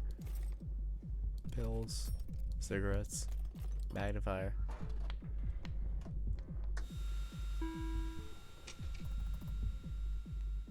Three life, 4 blank again.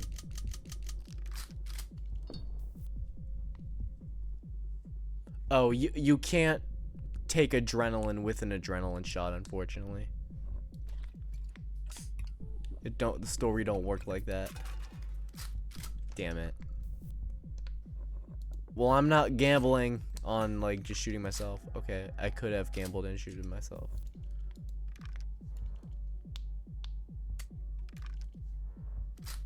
And I'm also not gonna gamble that's gonna be back-to-back blanks. Damn it! Well, now I know this next one going to be live. He's calling Roman Reigns.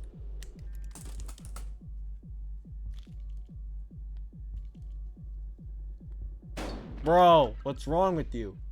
You should have known better. Brother. You know what? If he's gonna do it, I can do it too. Fuck yeah!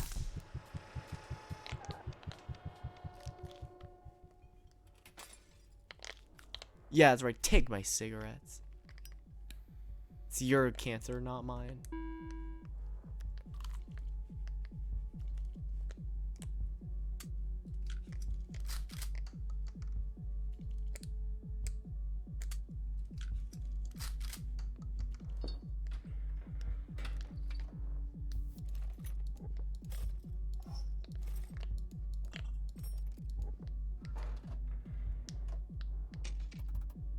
Two live, 3 round.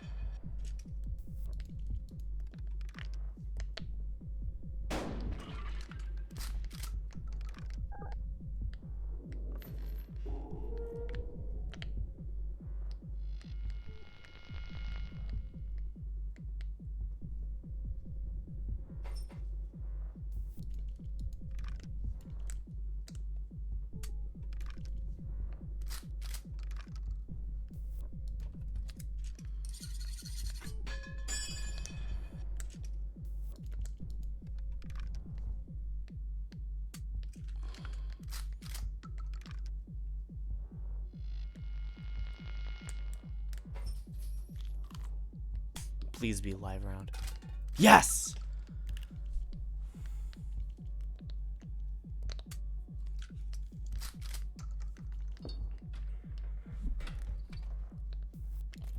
Magnifier. Bear. Cell phone. Magnifier. Yeah. 50-50. 3 left, 3 round. I don't have the adrenaline anymore, so. Oh, well, we just won.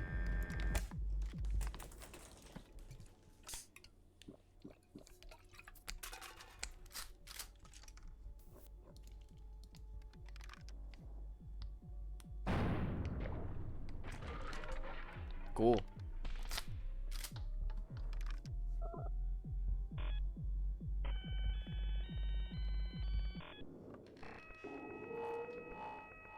It wouldn't have mattered, but it was the smart thing to do.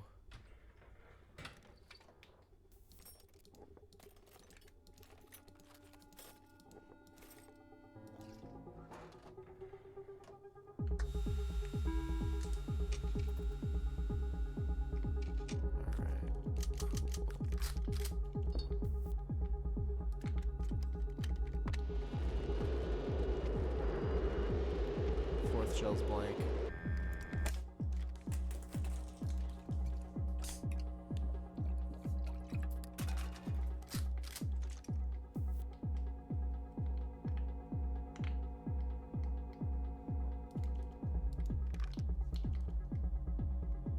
Yes, sir.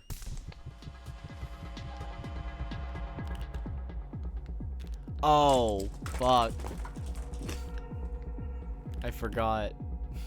I wasn't paying attention that he hit the inverter. Oh. He had adrenaline too. Yeah.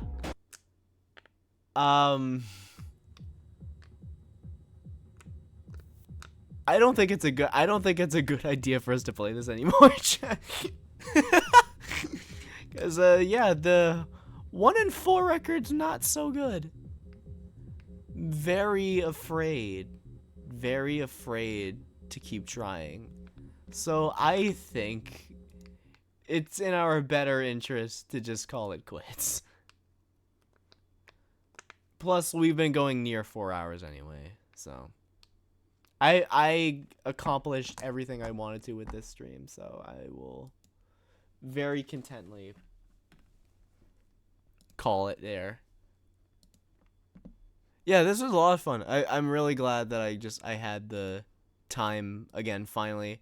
Now I can just squeeze in more time for this shit. And at some point I'm gonna try to talk with GK about doing one more Frontiers stream before she heads out to New York for June, and getting back in with Toast and Gorg for doing another Thrillville. And I'll see what I can do about that other Thrillville VOD. It'll happen when it ever happens. So now as for raid, we have a couple options, but in terms of the people I follow, there are 2 people, but one of them I've already raided twice. So this other guy, I am going to raid him instead. Because we gotta give him a bit of love too. So, but that, of course, not saying we don't love the other person. We love the other person, but we gotta give someone else. So I think, you know what? Kicking off my summer break, I got a good summer song here. Hang on, what's the artist's name? Okay, that's what I thought it was. I just want to make sure. So, as for a song, I am going to close us off with another Vaporwave track called Morning Commute. This is the Pool House edit. And this is by another Vaporwave artist named Latrace, which is basically just like a slowed reverb of another song called Our First Christmas, but we don't talk about that. And as for raid, we are going to be raiding Spy Crab, who is doing Final Fantasy right now. And you know what? He calls me fat all the time. We're not gonna let that stop us from rating his ass. He's probably gonna ask how like I was like skinny enough to like fit into the chat or something. I don't know. But anyway, yeah. Surprised that it's like, oh, I've just never been able to do it before. But oh well. Hope y'all, just one more time, thank you guys so much for hanging out. It was just really nice to just, because every time it just sucks that like I have to like put this down for a bit just for like, just cuz I just, I have my priorities, and just college is always going to be like one of the highest ones. But you know what? Now it's out of the way, and we can just do this shit for 3.5 months.